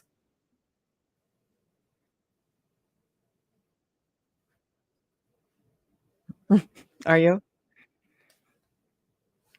I love Deepa. I'm so excited she's coming. She'll be in. Oh yeah, because I would like the appeal talk was what we were saving for her. And I wanted to talk with her about we can't get into her opinion on any of the Craig Murray things because she is a legal observer. So we do have to respect that very, very heavily. But I'm just going to ask her to summarize and talk about that too, because that's something that's hugely important. For those of you who don't know, Craig Murray is a badass fucking borderline person that's basically a superhero, not quite. Singing up for Julian over in the United. I had to make sure I was about to say he needs a cape. Craig Murray needs a cape. He does. 100%. And Grandpa Ray needs one too. But there are no heroes, only heroic actions. Craig Murray has just taken a fuckload of them. He's currently facing 8 months in prison for publishing in the United Kingdom, literally just putting out articles that people didn't like him publishing, and got his court appeals process essentially interrupted travel to the Spanish court case of the UC Global. So that was Craig Murray. But hello, Deepa. How are you? Hey, I'm sorry I'm late. Oh, That's you're okay. fine. We're glad that you could make Wizards it. are never late. They arrive exactly when they That's intend true. to. Which, by the way, if you guys haven't seen Caitlin Johnstone's thing that she is a multimedia piece that she did for Julian, it's gorgeous. It's really well done. It's so lovely. I could probably find it and put it in chat actually, because you guys should definitely check it out. So Is that I the will find one it. about the wizard? bird nesting Yes. outside? Yeah. Yeah. So she got inspired by the fact that the story that we heard where Julian had like a little family of ducks outside his window and he was trying to feed them. And so I think it was kind of inspired from that. So Deepa, I wanted to give you a chance to talk about the appeal that's going through, or what they have said is allowed to go through and what have you, because it's I don't know, it's pretty strange the way that, at least in my opinion, the way that it's been allowed to happen, where they say that, like the U.S. says that they're basically going to send him to Australia if they find him guilty in a court that 99% of people are found guilty in, and that there's assurances that he won't see a special administrative measures treatment pre-trial, but even that is fast and loose because it's a very political process that people get put into under that. It's not like here's the rules for it. There's just members of the intelligence community that get to choose. So I wanted to give you a chance to talk about the appeal that the UK was talking about in the last couple of days. Sure. I don't know much more about the appeal than what Stella's already disclosed on the recording that she did outside the Old Bailey, because I've been trying since the last few days to try and get a copy of the appeal decision, and it's quite a complicated process to even obtain that copy. So for now, my understanding is that firstly that the appeal has been allowed on limited grounds. The medical opinion of Professor Kopelman was something that the US government was trying to get thrown out, but that was not upheld. So Julian's medical condition still remains so intact as far as the judgment goes. I also am aware that the limited grounds means that we don't, or at least they have not disclosed yet, whether a cross appeal has been made by Julian's lawyers and whether any of the grounds for the cross appeal have been agreed. What we do know, and people who viewed Stella's little speech will know this, that the day prior to that decision coming through, a young man who had been in Belmarsh prison for only 2 days before committed suicide, which was, of course, very disturbing for the young man's family and friends, but also for other prisoners who would naturally be affected at a time when everybody's kind of really in lockdown. So that's as far as I know.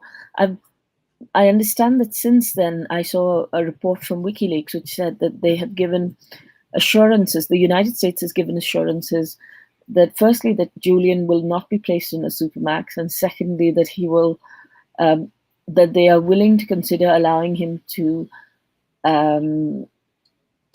face his sentence, whatever sentence they decide, in Australia.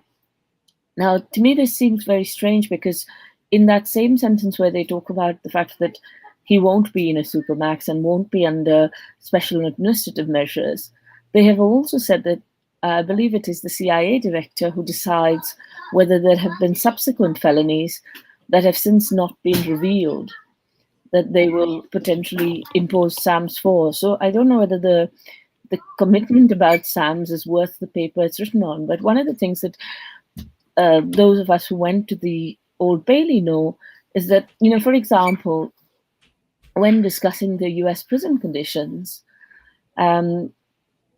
Dr.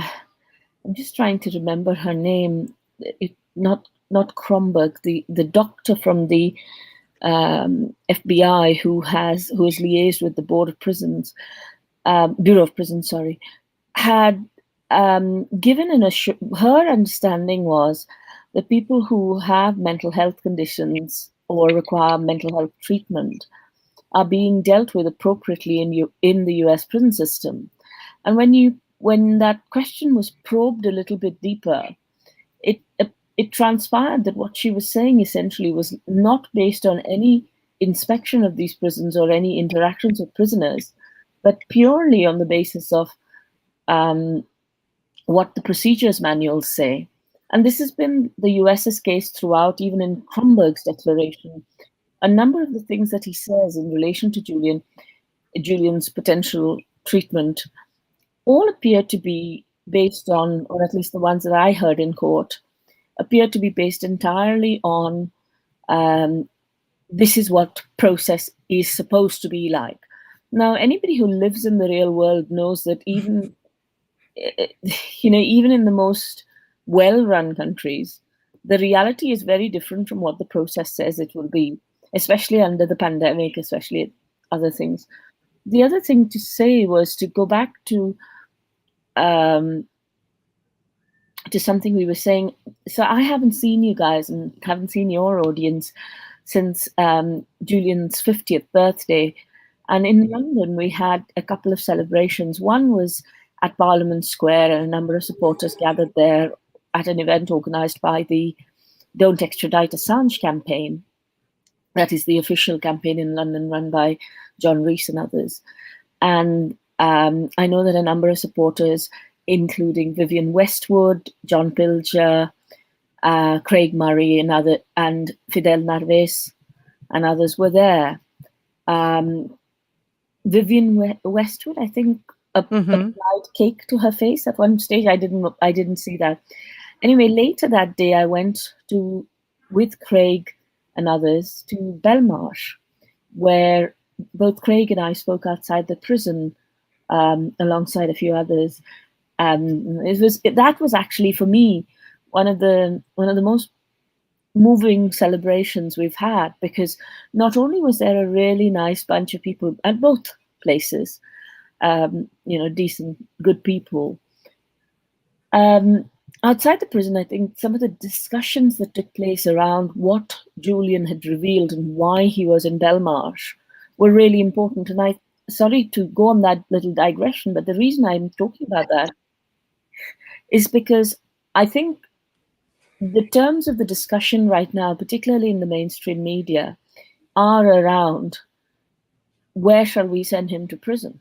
Yes. Rather than talking about he shouldn't be in prison. Yeah, absolutely. And you tweeted that out. I saw that, Misty. That was great.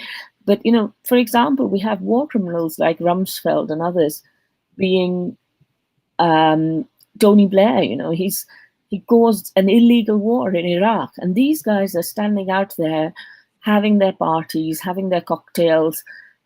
Tony Blair heading a peace institute, becoming Middle East envoy after destroying people's lives in the Middle East. And on the other hand, you have a journalist whose information is 100% accurate, being held in Belmarsh prison for no charge, despite winning his case against extradition. So this is not a debate that we should engage with in this way. It is not a debate where we can say, what if he doesn't get Supermax? What about how will Australia be? Well, Australia is the US's lackey, as we can see from the way in which Australia has completely dissociated itself from any support for Julian Assange. The consular officials are absolutely inadequate. The one thing that worried me was Craig said outside the prison that he was a little concerned that even if this shoddy case against Julian, and it's become even more shoddy now that the criminal, the part of the charges that relates to criminal intrusion into US systems has fallen apart with the confession of Siggy Torderson that he had lied. And, that's another huge story, which of course doesn't get covered in the mainstream press or in the mainstream media. They say that that's the part that makes his case fall apart. Right? They don't talk about UC Global. They don't talk about Ecuador literally turning over all of Julian's things to the U.S. government. They don't talk about the fact that he's a fucking journalist and that what he shouldn't did even be in isn't a crime prison in the first place to have a case even be built. I ranted about this a little bit earlier, Deepa. We're talking about which shitty prison should he be sent to be tortured. And that shouldn't even be a conversation we're engaging in, because he shouldn't be in prison, period. End of story. They have no case. They need to drop it. And so, like, I don't even want to engage in this whole appeal thing about, well, he can go to Australia, or he's not going to be held in ADX Florence. I don't care. He shouldn't be in prison. That should be it. I think there's a really interesting thing also coming out of Stefania Maurici's case over the last 2 days, the Freedom of Information case. Now, while I was in court, what was really interesting, I wasn't in court. I was on a virtual line listening into that Freedom of Information trial.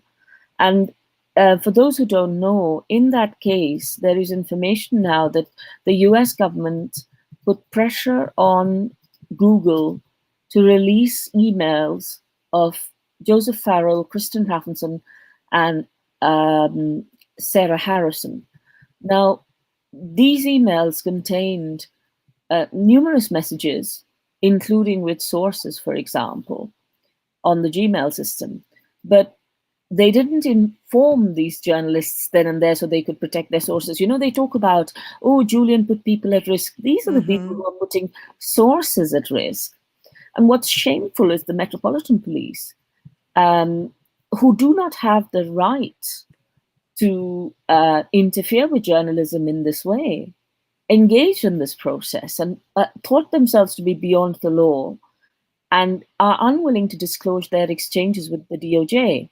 What's also interesting is something that happened a little while ago, which was the surveillance of protests of supporters from outside the Ecuadorian embassy, including the use of laser microphones to, of course, listen to Julian, but potentially all kinds of surveillance equipment used on those who were innocent bystanders who had come to maybe watch Julian speak from the balcony of the Ecuadorian embassy, etc., etc. So the Metropolitan Police had spent tens of millions of pounds. And for anybody who, this was even before the case in Sweden was dropped, anybody who thinks that the Metropolitan Police did that in order to help Sweden persecute a sexual assault charge where there was no charge in the first place, should recognize that the Metropolitan Police doesn't spend tens of millions of pounds, to if they did and they did care about sexual assault, there would be more than the 4% conviction rate in relation to rape and genuine sexual assault. Whereas in relation to this, it has largely been at the behest of their partners within the British intelligence and the American intelligence. They have been working for a foreign power against British journalists. Both Sarah Harrison and Joseph Farrell are British citizens and should have been granted protections in that sense during that period. So the fact that they've disclosed their information, that Kristen Hrafnsson is a 3-time national award-winning journalist in Iceland. So the fact that they think they can spy on these conversations shows you something about the shamelessness of the DOJ.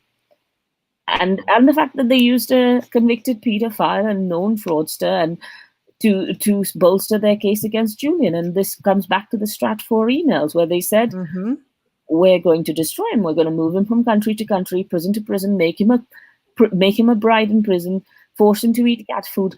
These kinds of things were always the plan. And if people don't wake up now, it's not just going to happen to Julian Assange, it's going to happen to every single journalist around. I must say that I've never really rated Fox News, but I have been really impressed by their most recent coverage in a discussion with Glenn Greenwald. I didn't recognize the journalist. Was it? Is it probably Tucker? I would imagine. Glenn goes on Tucker. As soon as, of course. Did we lose her right as soon as she started talking about that? Yeah. Are you kidding me?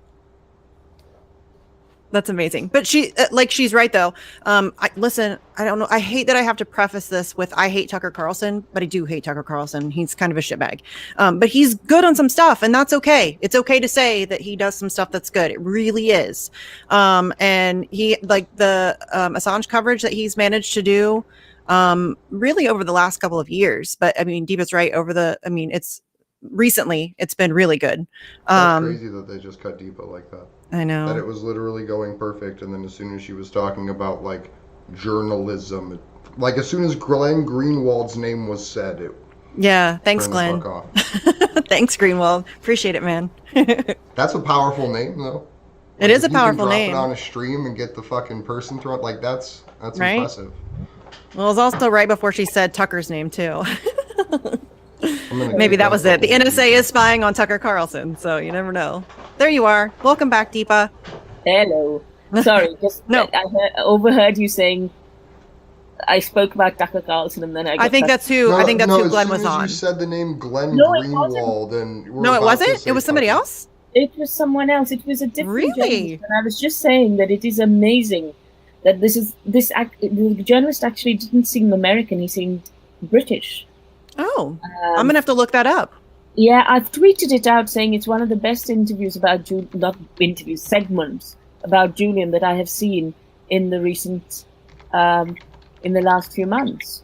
I'm gonna look it up because now I'm very curious. Because usually it's just Tucker. That's usually about the only person we can get to talk about Julian Assange on any mainstream media at all. Let me find it in my feed and put it on into the chat. I'm just scrolling. Was it very long ago? I'm just scrolling through your. Sorry, I've probably. No, I think that's super interesting. No, because I know he goes on Tucker Carlson all the time, but seeing him get on other. He does, yeah. Yeah.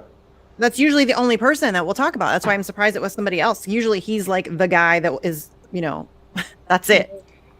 What's also really interesting is in terms of protecting whistleblowers. I don't know if you ever follow this woman called Eileen Chubb.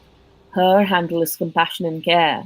And she's this amazing woman who also part of the same set, which was inspired by Gavin McFadden's work.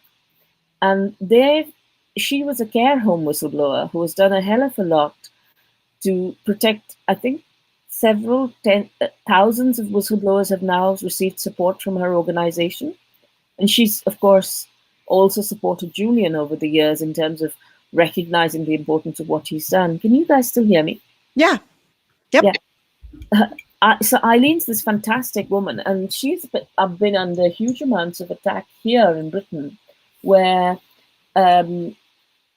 information is now available that certain whistleblowing charities who have been given huge amounts of status here in Britain have actually been hand in glove with law firms which are seeking to prioritize certain kinds of whistleblowers in order to get bounties off their whistleblowing and make money off of whistleblowers and completely let them down in terms of support and care and doing justice to the risks that these whistleblowers have taken.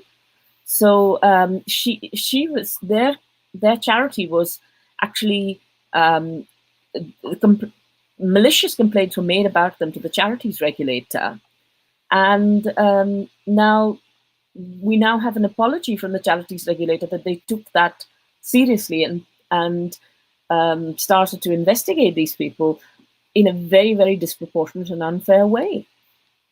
So we now have a public apology from the regulator. The reason I mention this is because I would like to see a public apology from Judges Taylor, Snow, and also from Paul Close, in addition to shaming them in public for the tremendous injustice they have done to Julian Assange. I wanted to highlight an updated document which is now on the Wise Up website, Emmy and the Julian Assange Defense Committee's website.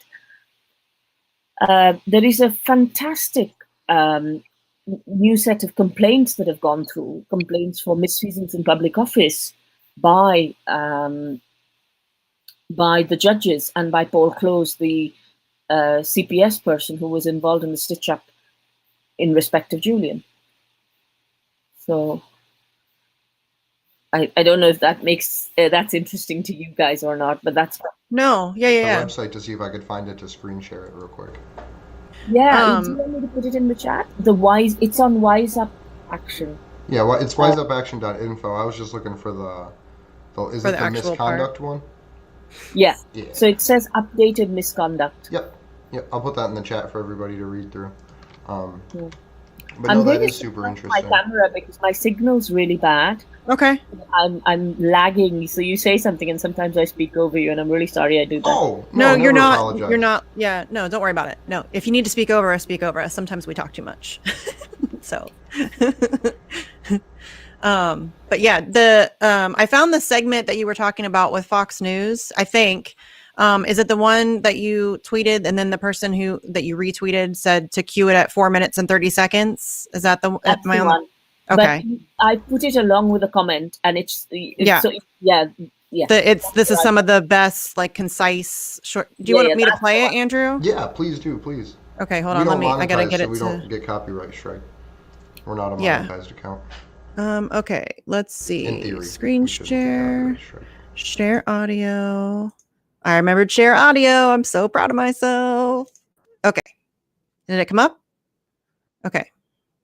Julian Assange is the WikiLeaks founder. He's Australian, so he's the subject of the Queen.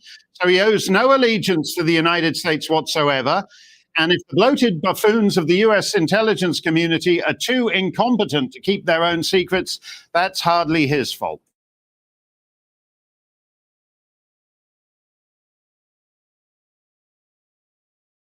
On extradition a couple of months back in the Westminster Magistrates Court, they're now appealing by promising that, don't worry, we're not going to bang him up in the Supermax, so please extradite him, and we'll handle him with all the care and attention we gave to Jeffrey Epstein.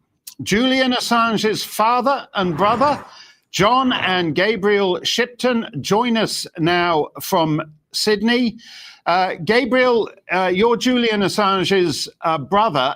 Your worries about this appeal, I take it, are that once he gets to the United States and he's under the custody of the Federal Bureau of Prisons, you're actually concerned he's not going to make it out of there alive, whatever happens. Yeah, that's right. And that's, that's why the extradition was rejected back in January. And now the prosecution has given these assurances that, Julian won't be held in Florence, Colorado Supermax prison. He won't be held under SANS. But there's a caveat in that, and that basically they can change their mind as soon as Julian gets into the US. That it's up to the CIA, the director of the CIA, basically to say whether Julian ends up in SANS or which prison he ends up in. So there's really no assurance at all in this appeal, and it's just a way to keep this court proceeding going and keep Julian in a maximum security prison in London, where he's been now his third year in prison there. Yeah. As you say, as we all say, the process is the punishment here. He's lost a decade of his life, even though he's never been convicted of anything already. John, why do you think the US government is determined to do this? If the Australian government were trying to put an American in prison for leaking Australian secrets, Americans would be up in arms about that. Why do you think the US government is pursuing this? It's a suitable means to truncate the First Amendment by arresting and jailing and pursuing for, now 12 years, a publisher and journalist who commented upon the national security information.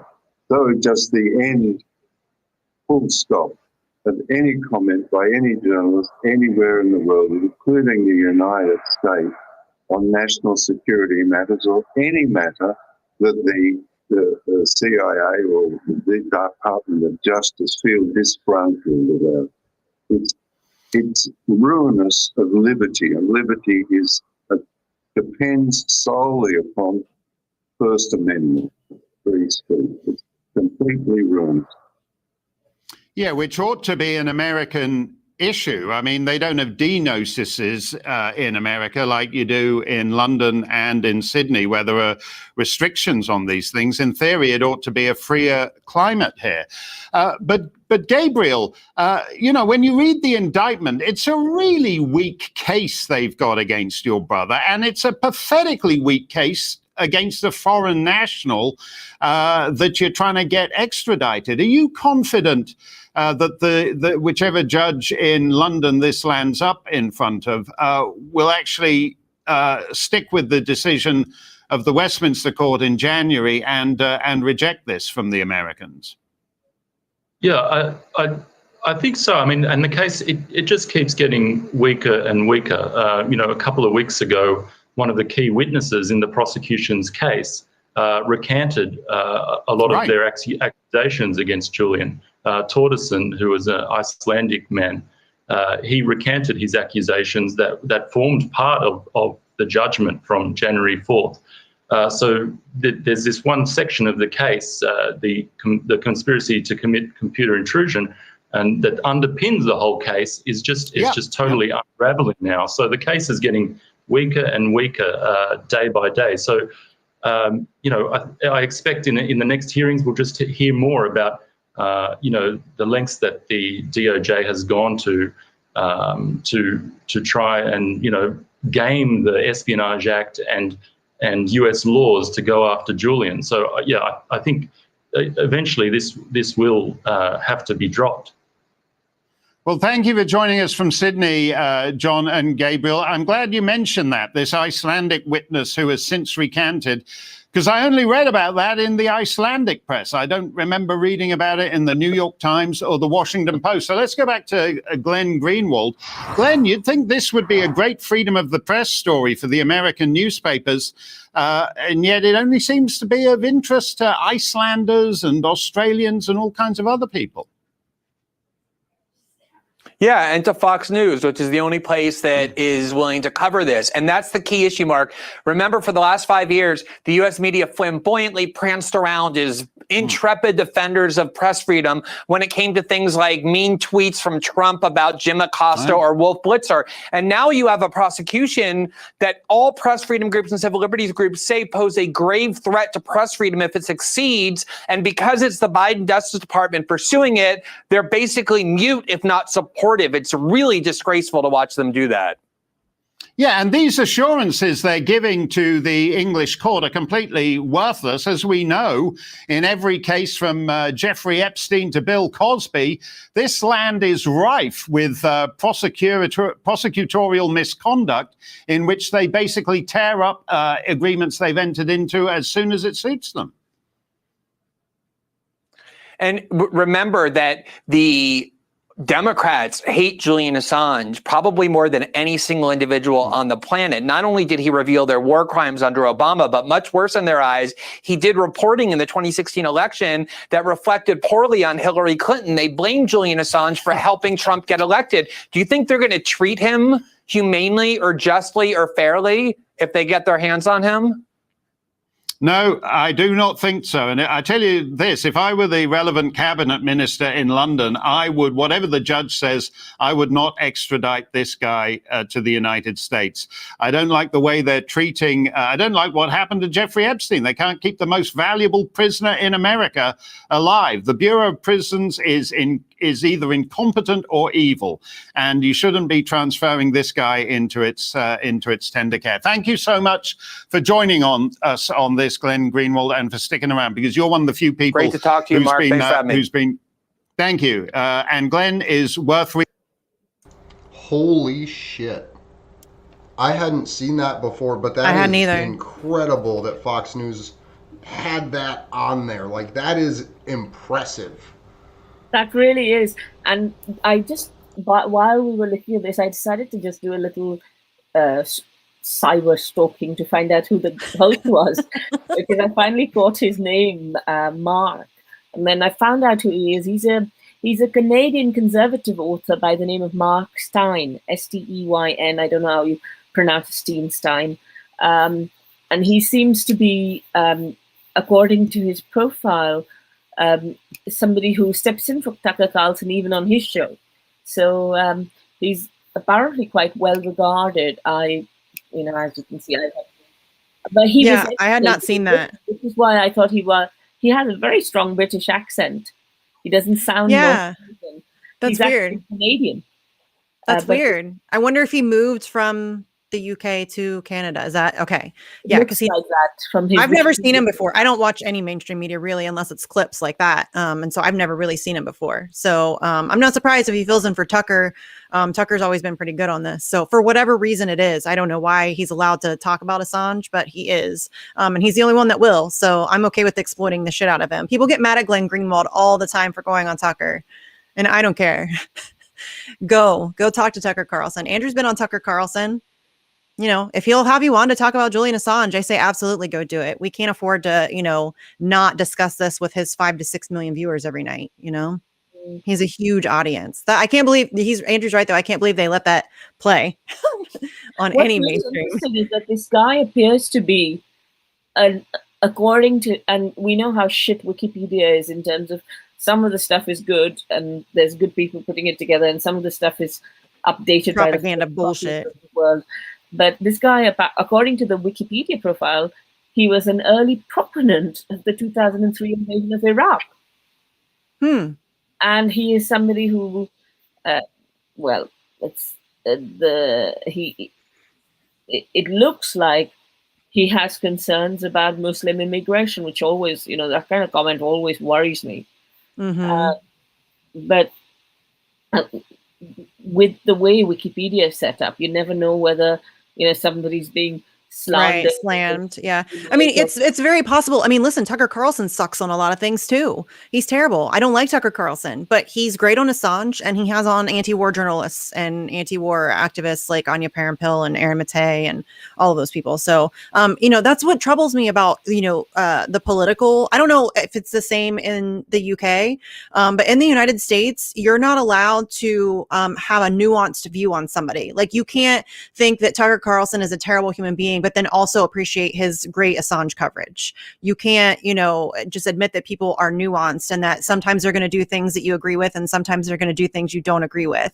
And it's very annoying and frustrating. It's so juvenile, but it's so prevalent in our political discourse in the States, that if somebody doesn't agree with literally everything that you believe in, then you can't talk to them. And it's so dumb. It's so frustrating. I have a lot of sympathy with that. For example, in Britain, a lot of people on the left would say, "Don't buy the Sun.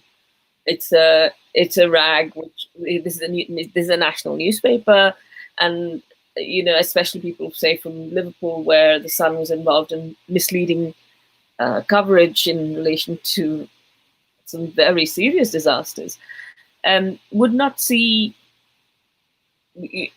If you wrote for the Sun, or for example, those kinds of things would be really held against you. And same with people like Peter Mandelson or Alistair Campbell, who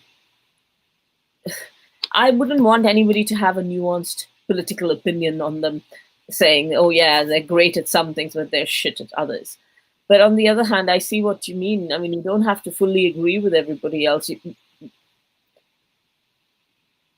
You can allow them to have an opinion on certain things. And it's more about especially with Tucker Carlson, nobody's saying align with Tucker Carlson, be friends with Tucker Carlson, go join forces with Tucker Carlson. I'm saying exploit his platform to push the things that you care about, because he has a huge platform. I mean, he gets 5 to 6 million viewers every single night. And so if you want to go and talk to those people about Julian Assange, like Glenn Greenwald and Jimmy Dore have done numerous times, Tucker Carlson credits Jimmy Dore for helping change his mind on it. And I think that that's important. And a lot of people in this country just refuse to think that that's something that you should even consider. Andrew's been on Tucker Carlson. You're okay, right? You didn't get hurt. You're fine. I didn't get hurt by the interview, but right. Did he take over your brain and make you into a racist or something? Because that's the people freak out. If you go talk to Tucker Carlson, then that must mean that you now agree with everything he's ever said and he's ever done. And no, he's a shitbag, but he has a huge platform. It was the craziest thing I've done in a long time, though. Up until I wish I would have been there. I'm so mad that I missed it. So it was a nighttime interview. I like this story because it's weird. right? It was a nighttime interview. I showed up there probably close to like 8 or 9 o'clock, like just as it was getting dark. There was one lady working at the front desk when I walked in, and she's like, yeah, you got to go up to the 3rd floor, and just like pointed to the Fox News sign. So I go over there, I go up to the 3rd floor, and it's just like dark, like empty hallways. He sent me Like that pictures. just maze all over the place. And I'm like, I think I'm going to get renditioned. Like, I'm not sure, but I don't know if I'm actually going on Tucker Carlson. And I had to wander around for a good like 30 minutes in all of these dark hallways before I found the one open door that was the like film studio in the back of the, it was horrifying. But That's so funny. I love that she just like pointed you. The interview itself is fine, and fuck racism. And you got to inform a lot of people about the things that we were doing in DC, and that's great. And So it doesn't make any sense. It's really important that if you care about free speech and you care about Julian Assange, we have to recognize that everyone, whether they're on the right or on the left, is entitled to free speech. Of course, there are some limitations in terms of the ways in which, for example, we'd engage with violent fascists who are about to cause immediate and certain violence. But I do worry that some of the self-censorship that happens on a range of issues, whether it is, and most of them fairly contentious, fairly huge issues like Brexit or COVID or, and each side labels the other. One side labels the other as anti-vaxxers, and the other side labels the other as completely compliant stooges of the government. And unless we talk to each other, we're never going to get to the truth, because the system sure as hell isn't going to tell ordinary people the truth. Well, my friend Franco. Yeah, my friend Franco just got kicked off of Twitter for a week because he tweeted something about he's like kind of a skeptic about all of the COVID stuff and the vaccines and all that stuff. He doesn't trust them, and which I think is a pretty sane position. We don't really know, and I don't trust these people to tell me the truth. And so all he said was that we don't know, or something like that. We don't know. I forget what the kind of pointed subject was, but it was something to do with COVID, and he was just saying something we don't know, and he's been kicked off of Twitter for a week for tweeting that, and he has to remove the tweet. And we can't even have like a legitimate discourse. And I don't care where you fall. I don't care if you believe COVID is legitimately the worst thing that's ever happened, and you're terrified and you want to get all the vaccines imaginable, to you don't believe any of it and it's all a hoax and whatever. All of the spaces in between there, we need to be able to have conversations about it, because we don't actually really know. And we know that we can't trust the people in charge to tell us the truth. And so it's up to us to talk to each other and relate to each other and try to figure out where in the middle somewhere is the truth. And because we know that they're not going to do it for us. And people who cheer on this shutting down of conversation, and I get it, it can get contentious. Like, these are things that people like really sink their teeth into, and they get emotionally invested, and then they feel like they're being attacked if their position is challenged. I get all of that. That's healthy though. Like, we need to have that kind of conversation going on around these issues, whether it's war or, COVID or, corporate corruption, or the way that we think that things should be, going in society, or all of those things. It requires us to speak to each other, because the people in power are going to keep us in the dark as much as humanly possible about what's actually going on. So when you're cheering on censorship, you're cheering your own demise, really. And it's always been very frustrating to me, because there are a lot of people I disagree with, and sometimes I wish would just shut up. But we need to be able to have those conversations across the board, because once they shut one of us up, we're all open to being shut down, and that's not good for any of us. I think people are really worried because you have two buffoons who've been in charge, Trump in charge of the US and Johnson in charge of the UK, purely through lying, and just complete and utter huge lies. But on the other hand, people have to recognize that whether it was Trump or whether it was this corrupt conservative government, at least in America, there is huge inequality. People are unhappy with the way in which society is run. And the Democrats sure aren't providing an answer to that. And therefore, for all the things that I might think Trump is awful, I also recognize that he could speak to ordinary people in his way. And more than anything else, he stood up to the military-industrial complex in certain spaces, not necessarily on everything. And I'm not saying he's a good person by any stretch of the imagination, although people might think that. I know, it's so annoying. Well, that's how desperate their propaganda is, in my opinion, Deepa. Well, that's what I was Right? talking about earlier. you He have can be a Donald- shitty person and still do some good things. Yeah. Well, so we know through the Pied Piper and Podesta email leaks, like that Pied Piper document, that the goal of Donald Trump was to set extreme right-wing positions as the norm. That's the words of the Democratic National Party on how they were going to use Trump in the media as their Pied Piper candidate, right? So we had the Ron Paul revolution, essentially, right, in the late to mid 2000 teens, I think it was. And that pushed the Republican Party into what people call like the truth movement. And the propaganda is now forced, like Trump as the propaganda artist was forced to essentially talk about 9/11 truth, talk about ending wars, talk about jailing war criminals, like all of these things that like are actually good have to be used as propaganda tools now to get people to buy the rhetoric. So I think I don't know what the solution is there, but the fact that they have so little space to run on gives us such a large opportunity for truth, I think. I hope so. I hope you're right. I'm a pessimist, though, so I don't know. Well, I really think we've got to do something to change this, because at least in Britain, so many children are going hungry, so many people are homeless, so many people are dying because of the way it is. And now we thought we were slightly better off than you Americans because we have the NHS. And now that's been, whether it's Tory or Labour, they're both privatizing it and stealing from it. So it's just awful.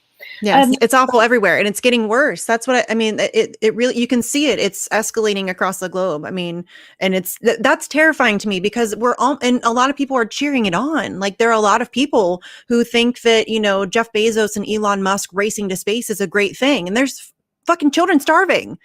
We shouldn't have billionaires like trying to get to outer space when there are children starving. And it's so frustrating, because it doesn't have to be this way. It really does not have to be this way. We have the human species has evolved to a point where we could absolutely take care of each other. It's a choice to not do it. We could absolutely make sure that most people have, is it going to be perfect? Of course not. But we could absolutely make sure that people could be housed and fed and able to see a doctor and, have a decent standard of living. Humanity has evolved to that place where it is now just a choice that we don't do it. We have decided that greed is more important than humanity. And that's really sad. It makes me really sad all the time. Anytime I let myself think about it, the fact that we're making those choices, like almost willingly. I know that a lot of people are just willfully ignorant about how things are going and that it doesn't actually have to be this way. But it's very frustrating that we're just allowing ourselves to be led into our own demise in this way. It's really depressing.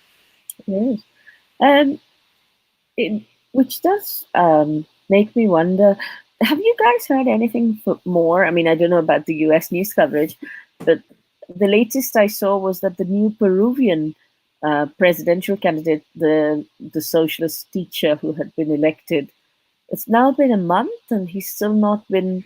It's still not, yeah. Pasta and Fiorella from the Convo Couch have been doing a great job covering that. Fiorella actually went to Peru, which was very cool. But yeah, I don't know. I haven't seen anything new recently. With everything going on, I kind of forgot. Honestly, that sounds terrible, but I kind of forgot like all that was happening. Yeah, I'll have to go look it up and see if there's been any new developments. But I know that they were trying very, very, very hard to overthrow that election. I mean, they're really trying hard. So yeah, we need to make sure we do try to keep eyes on that. Thanks for bringing that up, actually, because I did kind of forget. But yeah, it's like. Sorry, Andrew, go on. Oh no, go ahead. If you were going to talk about the Peruvian, I was going to ask you about a different country. No, go for it. You finish, and I was just going to ask if before I drop off you, whether you will be saying something about Commander X and also about Craig. Oh yeah, we did that earlier. About Craig earlier. Okay. Yeah, we did that earlier. I did just want to check with you about Craig, though. I know you can't give opinion as a legal observer, but are there any like updates or information that has come out. Because the last Is it still an appeal? Yeah, the last we knew, he was blocked from going to testify in the Spanish court because of the appeals process, and that's kind of just where it was, where we essentially left the story off with Craig last time. I didn't know if there was any new updates from that. I would hope he's given testimony remotely to the Spanish process if they've allowed him to. I heard that Craig did a fantastic interview on Randy Credico's final show. I don't know if you guys have had a chance to watch that. I haven't yet, but I did hear about it too. Because Randy's been moved off WBAI from I know. so that's something that it'd be really nice if people could contact the station and tell them how much they would like to see Randy back in a prime slot. Randy's, of course, still going to continue to keep the Assange countdown to freedom going through the web. So that's, in terms of Craig's situation, he was given bail for a certain number of weeks until the 6th of July so that he could so that the Supreme Court could make a decision. And then Craig was in London, and it was the weekend just before the 6th of July. And I said to Craig, aren't you going to go and spend some time with your family, given that you're likely to be behind bars for about 6 months? I say 8 months with it that was given. Mm-hmm. And he said, actually, his bail's been extended briefly. So I think he's still waiting for an answer, unless he said anything differently on Randy's show. But I haven't had a chance to catch that yet.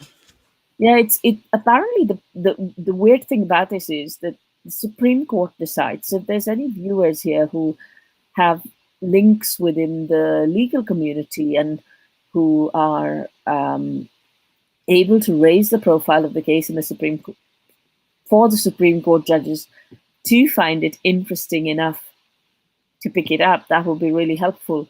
But what's really interesting is about Craig's case in relation to the decision that was previously made by the Scottish court, by Lady Dorian, and the two other judges, is that firstly, it establishes it says that mainstream journalists have a higher standard than independent bloggers or independent media, which is a very interesting thing given the nonsense we have heard from the mainstream media. And there's this fantastic analysis from on the Iraq War and how the mainstream media essentially reported quite the opposite of what they actually knew to be the real thing. So they actually knowingly reported untruths. They also accepted vast quantities of money from the US Army to misreport the Iraq War. So in various places, stories were planted which misrepresented the extent of the war and the effects of the war. Just as the Vietnam War was misrepresented for a long time, the Korean War was misrepresented, and it took a lot of investigative journalism and whistleblowing for the truth to be known.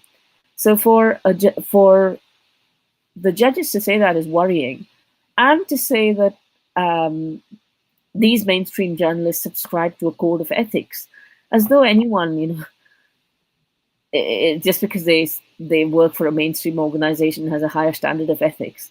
And thirdly, to suggest that independent journalists should be treated in a more aggressive way than mainstream journalists because of the implications of jigsaw identification is ridiculous. Now, this jigsaw identification idea came up again in Stefania Morizi's FOIA trial under the guise of something called mosaic identification, which is pretty much similar to it.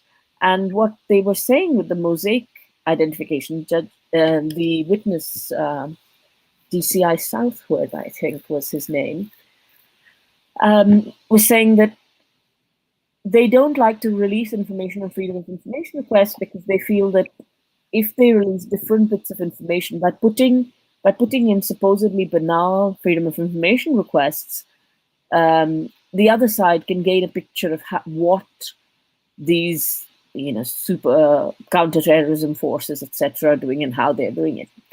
Now, that to me seemed like a policeman essentially justifying the misuse of the system and the reluctance to engage with freedom of information, rather than anything that would make meaningful sense. Because you could, if you say, okay, I won't give you information as a journalist because you could layer it with something else and then make a big picture. Isn't that the very point of journalism? That is to look at the big picture and help people understand what's really going on. I mean, it's just unbelievable the shit that comes out of these guys. Yeah.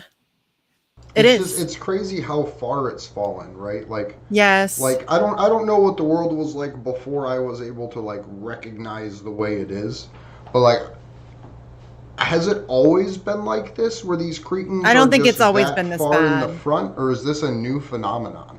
I think the cretins have always been in front, but it's gotten way worse. I think what's become really interesting is the way in which these mobsters and gangsters, which is what all these people in huge positions of power essentially are. Mm-hmm.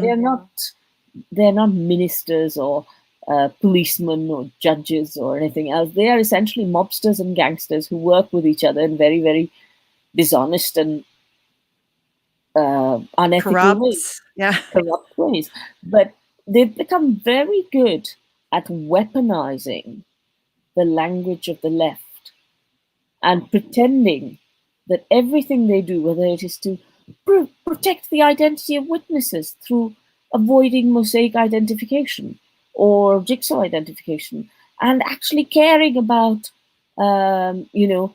protecting rights. And because they do it in this rather clever way, I think many people who hear it for the first time, for example, if it was you or me and somebody said to me, oh, well, a terrorist could get a sense of what counterterrorism measures were in place by just looking at 2 or 3 different pieces of information and putting them together in a clever way. I think, oh, wow, you must be right. You must be doing it to protect me. And actually, all these supposed measures to protect us are about protecting them and their secrets. And their embarrassment.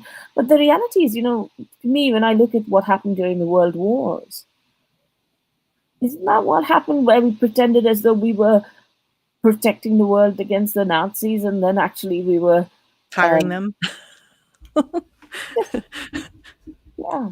I mean, I forget who said it. Might have been Glenn Greenwald, but we didn't beat the Nazis, we didn't beat the Nazis. The United States just hired them, or the United States just something. Yeah, but it's true. We didn't beat the Nazis. The U.S. just hired them. Yeah. Operation that's Paperclip. essentially.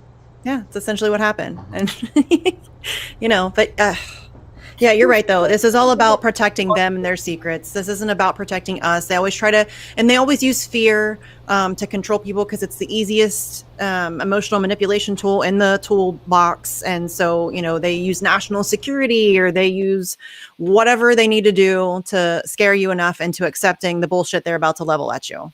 Yeah. And this FOIA trial, what also struck me was, for entire afternoon and a little bit more, the entire discussion took place without Stefania present and without her lawyer present, because it was national security and they had a private conversation. So you don't know what they cooked up there. Right. You're absolutely right, Misty, when you say that national security is the grounds they use to hide things. And that's, yeah.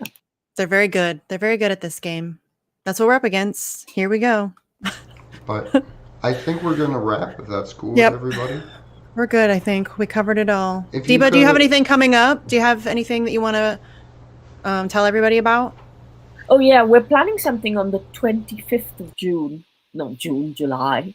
And it's a commemoration of the Afghan war logs. Yeah. We're going to have an event then about Julian. We're just waiting for some confirmations from some speakers, and hopefully next weekend, if I send some information to you, you can pass it on to your viewers. Absolutely. Would love to. I'm excited. That'll be good. Yeah, I was going to ask Andrew. We need to do a show dedicated to that. I think the 24th is the Saturday before that, so we need to do that on Saturday that week. We're starting to do the fundraising for the Center for Global Justice, so we'll see where that goes. But obviously, if that's got to be a big institution, the fundraising will have to be much more serious. Grant. Yeah. happen. So we'll see. Cool. Okay. Well, where can everybody find you on Twitter so that way they can keep up with all the stuff that you're doing? Sure. Can I put my handle in the chat? And yeah. We can just Andrew can put it out, or we can put it up in the description or whatever. Driver. Cool. Sorry. Yay. All right. Well, I'm Misty. You can find me on Twitter at Sarcasm Stardust. I have another show called Facts on the Ground with Jesse Zerwell. And then I have Bitch with Comrade Misty every Wednesday at 7. This week I'm having a few of the ladies from FHL, from Fred Hampton Leftist. Made it through the whole show, did all right speaking, and then at the end. So I'm going to have Sabi on, Afeni, and Meg. Jackie can't make it. She has to work, so I'm bummed about that. But that's going to be on Wednesday. Not Andrew. Daniel still has the North Carolina billboard campaign going on. I just tweeted about this today. There's a billboard right outside of Ohio Stadium, which is the Ohio State football team stadium, which college football is, the season's getting ready to start here in the next month and a half, 2 months. So there is for 4 weeks, it's $3,500. The location is unbelievable. It's right outside of the stadium. There's going to be a ton of people down there. So a lot of eyes. And so I looked at the schedule. I think that the best time period that we have, if we're going to do it for just 4 weeks, will be starting on October 30th. That's the Penn State game. And then there are 2 other conference games in that 4-week span. Unfortunately for the Michigan game, we play at Michigan this year. So that's the 4 weeks right up until the Michigan game, the final week of the season. So I think that that's going to be the 4 weeks that I'm going to try to at least target that. If we can do more than 4 weeks, that'd be fantastic. If I had it my way, we'd have the whole 12 weeks. But I know that everybody's in not great financially, and things are only getting worse. So I get it. If we can only do the 4 weeks, I would love to do at least the 4 weeks. But our rep warned me that one does sell out really fast just because of the great location. So I'm going to start fundraising here probably, I would say, at the beginning of August. And I think that we could probably knock that out in a few weeks or whatever. So I think that's a great billboard location for us to try to snatch. And other than that, I don't think I'm forgetting anything. Oh, the Commander X thing on the 20th. If you can go, just go to Slow News Day on Twitter. I think it's Slow News Day Show, maybe, on Twitter. And he's got the graphic and everything. If you're in the area, go to theirs. If you're not, start your own. Just go, or just talk to some people about X and what's happening to him. And I think that's it. Link to pretty much all that's in the description. We also have the link for the End the Damn Wars, Free Assange, Fuck Censorship. There's probably going to be other groups added in there as well. Super looking forward to that. That's in September, and the GoFundMe is up. And then I think that's all. I think those are the 4 things we have in the description. But I would like to just thank everybody for hanging out. This was awesome. I really liked having Deepa in with us today. And keep organizing. Just because we don't have a big event planned until September doesn't mean that you shouldn't go out and pass out flyers, put up posters, and continually just doing what you can with the time and money that you have. So I just want to thank Deepa for joining us and everybody for hanging out for all this. We will see you guys soon.